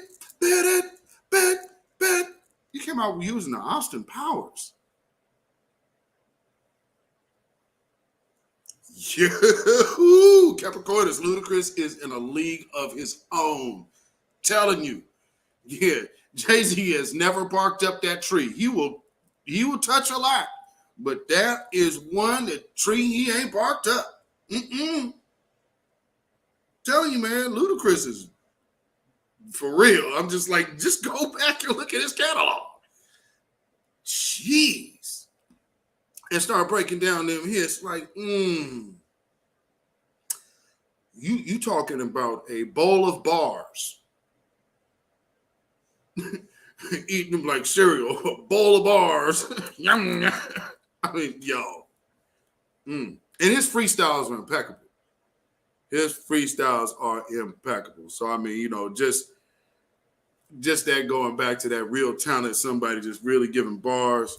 Gotta love it. And for those of y'all don't know, I'm from the city of the Lifesavers and Versatile and Jumbo the Garbage Man for all of you underground hip hop heads who didn't know. So Versatile, that's my peeps. We all like I said, we all family out here. So, shout out to everyone. So again, thank you for kicking it with us. Thank you for all the support and all of the donations. Let me see. I just got. Who's this? Make sure I got you here. Kathy B. Kathy B. Thank you so much. Thank you so much, Kathy B.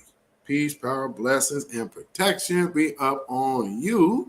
And also your great king over there. Shout out to the sir over there. Hopefully y'all are well and good. Ooh, Capricornus. Now we know somebody really from that Northwest, ain't we? Looney Corleone. He was living up here too. If he ain't still here, I know he go back and forth. Looney Corleone. Good grief. That. Welcome to the West Coast, family. Man. Oh, man. What's the other cat? Not Seabo. The other dude with the loud voice. Man, what's that dude's name? He got a real hard, like, loud. Him and Looney Corleone used to do songs together. I cannot remember that dude's name. Oh, man, that's going to bug me. My boy used to listen to that cat all the time.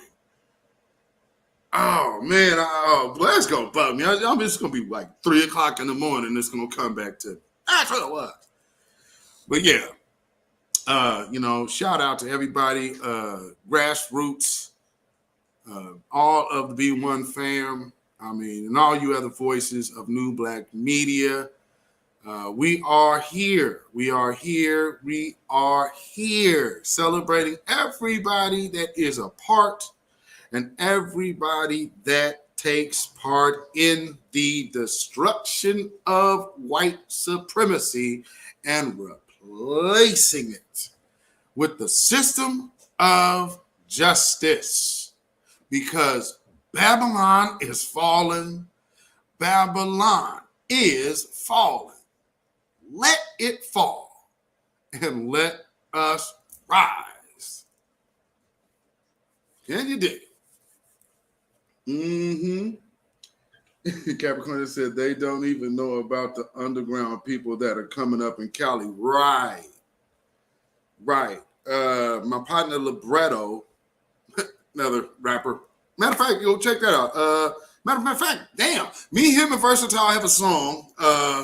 So Libretto from Jordan Downs Projects, so for those who know, but yes, of course, the brother is up here. Yeah, we got a song called, what is the name of that song? Oh, family, boy, oh boy. I gotta remember my music. Jesus. What's the name of that damn song? Is this Good For Me? Good For Me is the name of the song. Good For Me. Good For Me by Libretto featuring Versatile and myself. Good For Me. Yes, that's the name of the song. Oh, man. So, if you guys want to hear kind of a real underground kind of nice two-step stomper, grown man love song to the queen out there, then you will definitely enjoy that record. You will definitely enjoy that record. Yeah, good for me. She good for me. I know she good for me. So yeah, go check that out. The way you do. Yeah, I got this just, man. Yeah, right. All that. I gotta update my discography, I guess. You know. So yes, absolutely. Thank you, Zine J. Thank you so much. Yeah, exquisite and up and coming artist. Absolutely. Matter of fact, I believe I've heard that name. Can't think of the face, but I think I've heard that. Is that the young brother that got the video with the plane? Because I've been trying to figure out where the hell that dude is. Like, what's the name of that song? I only heard it once. It's like, I need the information on this dude. Where's this kid at? Yo, so I think that was his name, Exquisite. He like out of LA. Because I seen the video, I was like, man, this cat is hot. Oh no, it's a lady. Oh, okay, so my brother. Okay, it's a female. Cool. Well, man, that's the other thing I want to get into with Sunday Drums and Coffee. So we'll be dealing with the music side of my life on that particular broadcast. Diego, okay, gotcha. Oh wow, I'm gonna have to check her out then. Thank you. Exquisite. Okay, I'm gonna have to check her out. See what she got cracking. So with that being said, shout out to everybody. Thank everyone who donated tonight. I appreciate it, and who's been donating thus far, and also who continues to donate to all of these various voices of new Black media who are out here changing the landscape of narrative to where people are we're seeing other countries and groups starting to kind of get this ism and fire up under them right now, which is good. So he's taking some cues from us. And, you know, if it takes for us to stand first and let it be so, you know, I'm good with it. Hope y'all are too, because we can't wait on no one else. And we see right now, don't nobody really have our strength. Not like this. You did? You said Ray love night owls. Yeah, for all of my East Coast viewership, man, B1 Afro Elite, absolutely. All of y'all East Coasters, y'all night owls over there, I really, really appreciate y'all, because I know y'all be hanging tough riding into the midnight hour. Y'all change days with me. Denise, so there you go. How you doing, sis? Yes, indeed. I always forget. You always be here, but you sometimes chime in, check in earlier, but you always make sure you check in before we get up out of here.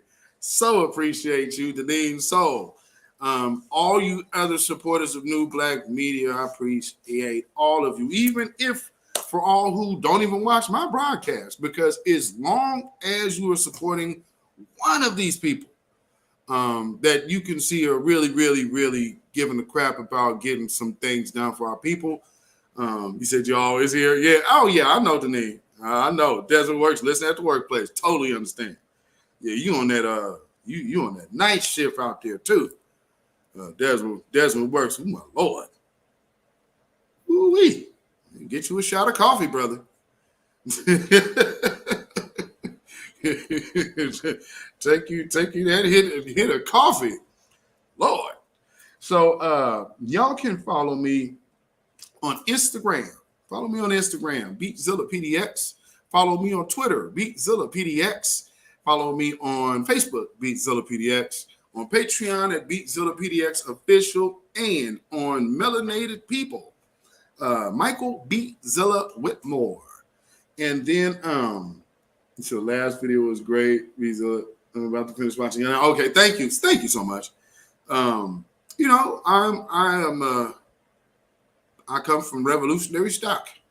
You know, so ain't really much else I think I could be.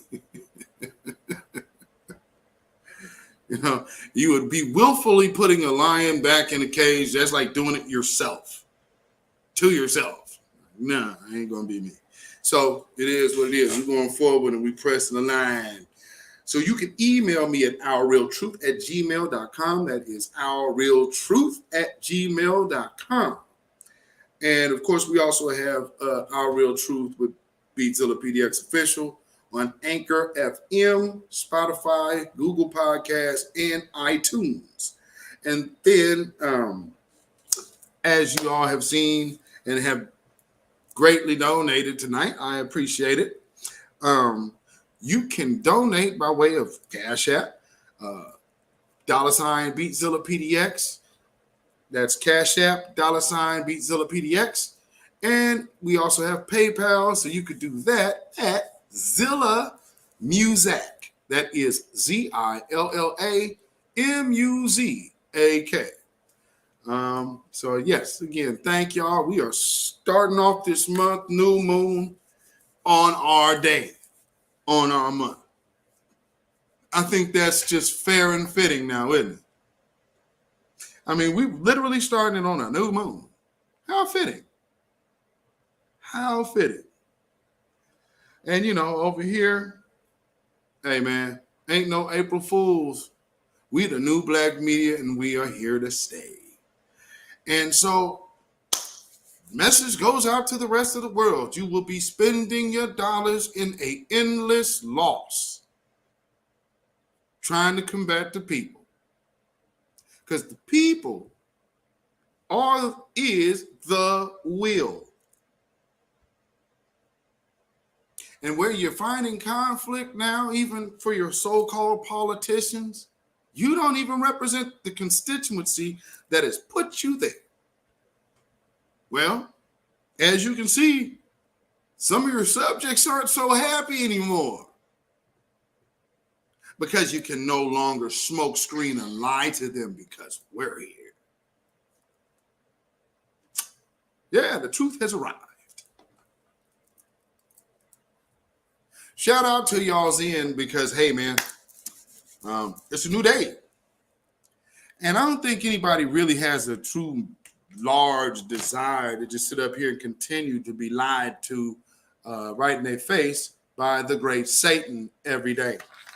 And the great Satan's propagandist machine, which is the media that has never shown black folks an ounce of love in a day.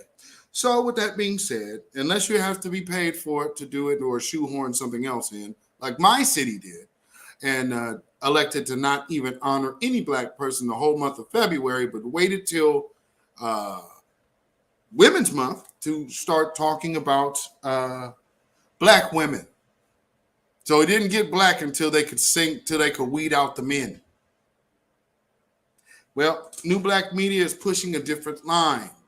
So we clearly see who's who and what's what. And we know what the people want, and we know what the people have tried to push on us, and we are firmly pushing back. So I want y'all to have a blessed weekend. And, you know, start this weekend off on a positive note. Start it with understanding, man, we are in a absolute battle with the enemy, man. So everything matters. Like there's a song that Bilal has did. It all matters. So believe it or not, it does. It definitely all matters. So, man, sometimes things get rough out here, but, you know, don't catch yourself up and make sure that, you know, you don't let people elevate you to the tone of having to smack somebody on camera in front of the world.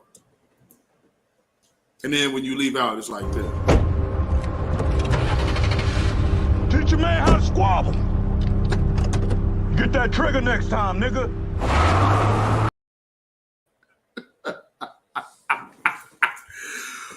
Oh, it's so funny to me. Oh, Lord, Lord, Lord. So y'all have a wonderful, blessed weekend. Thank you to everybody. Peace, power, blessings, and protection be up on all of y'all. Keep your slingshot and your power tools and your smooth stones at the ready. Because around here, we keep the truth holstered, locked and loaded. So, as we always do, so shall it be today. Shalom, y'all. When you know who Satan is, Yes, sir. you don't have to kill him. No. The stone of truth. See, that's what you throw. Right. Allah says, had we wished to take a pastime from before, surely we would have done it. Nay, we cast truth at falsehood till we knock out its brains. Every one of you that knows the truth, stand up and tell it from the mountaintop. Black people can't take it no more. So wherever you are on the job, in the factory, I don't care where you are. If you know the truth, stand up on the truth and tell Satan, who the hell are you to try and pick my friends? Farrakhan is God's man, and you are from the enemy of God. So to hell with you. Stand up on it like a man.